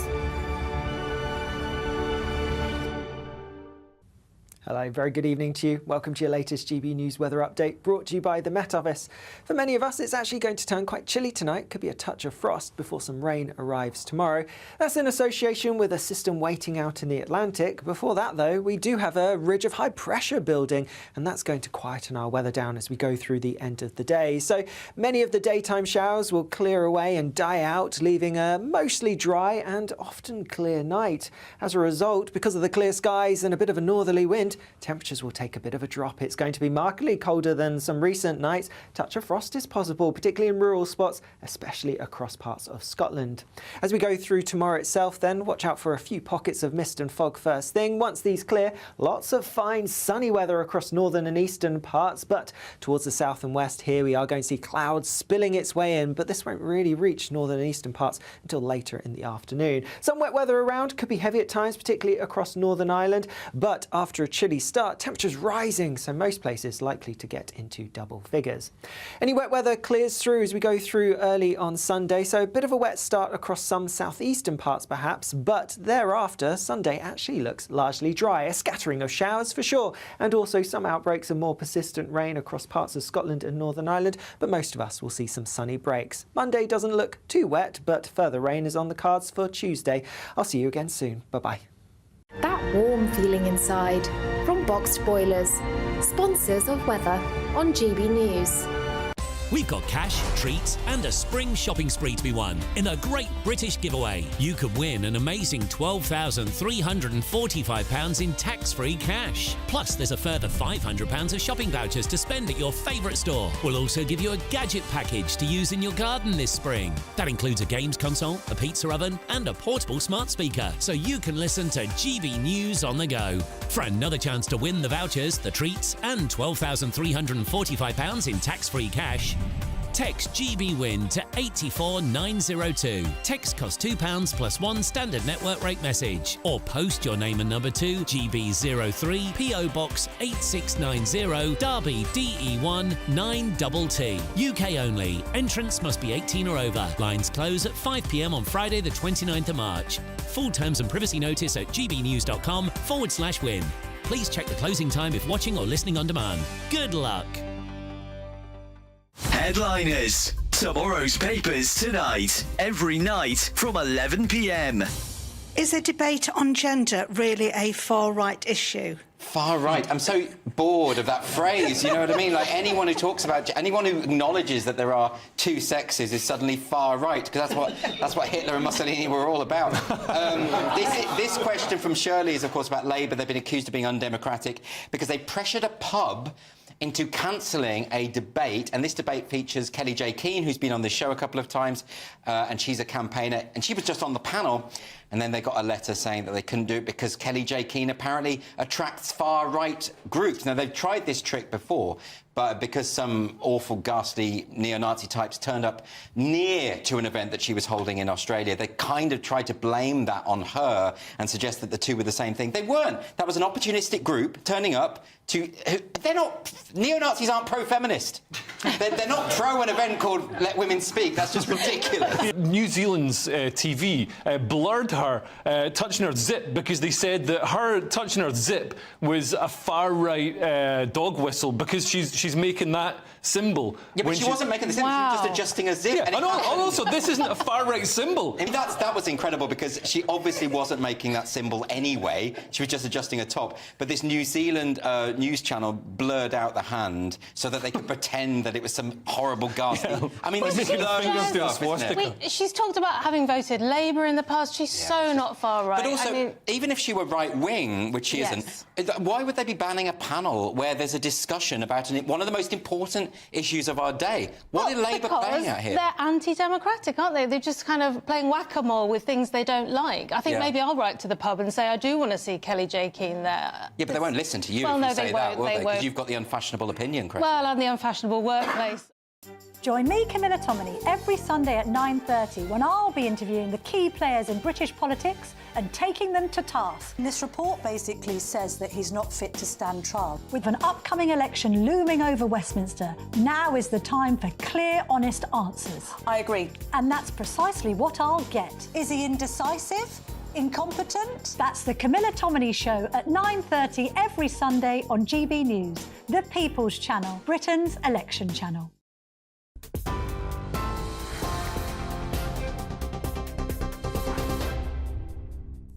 Good evening, I'm Sophia Wenslet in the GB Newsroom. Your top story this hour. Former Prime Minister Liz Truss has accused Labour of preventing a debate on her bill, which seeks to ban transgender women from female-only spaces and prevent them from competing in women's sports. It was due to be discussed in the Commons today, but MPs appeared to waste time to delay her debate. She told GB News she was frustrated by the opposition party's stalling tactics. My bill has been stopped today from being debated by the Labour Party, and I'm absolutely furious about that. They don't even want to talk about the importance of recognising biological sex. They don't want to talk about how we stop children being able to access puberty blockers that would actually stop their development. So they have spent today filibustering my bill and stopping it being talked about, even though over the last few weeks I've had a huge amount of public support from concerned parents, concerned teachers, from young people themselves who want these bills measures put into law. And voting is underway in Russia to elect the country's next president. But the first day has been marked by disruption, including dye being poured into ballot boxes and a Molotov cocktail thrown at a polling station in Putin's hometown. Ballots are being cast over 3 days, even though Vladimir Putin is all but certain to win. Police say they've contacted the families of 35 people whose remains were recovered as part of an investigation into a funeral parlour in Yorkshire. The bodies and a quantity of ashes were respectfully removed from Legacy Independent Funeral Directors in Hull after concerns were raised about the storage and management processes relating to the care of the deceased. Humberside Police described it as a truly awful incident. 2 people arrested on a number of offences have been released on bail as inquiries continue. A manhunt is underway after 2 people were injured in a suspected crossbow attack in central London. The Met Police say a man and a woman were shot with a crossbow in separate but linked attacks. The 44-year-old woman was struck in the head and a 20-year-old man in the neck within 200 feet of each other. Both victims were treated for their injuries in hospital and have since been discharged. Officers are carrying out urgent work to identify a suspect. And thousands of drivers will be stuck in gridlock traffic this weekend during an unprecedented closure of the M25. Drivers are being warned to stay away from a 5-mile stretch in Surrey between junctions 10 and 11, which has been shut until 6 a.m. on Monday. It's the first scheduled daytime all-lanes shutdown of the M25 since it opened in 1986. And for the latest stories, sign up to GB News Alerts by scanning the QR code on your screen or go to gbnews.com/alerts. Now it's time for headliners.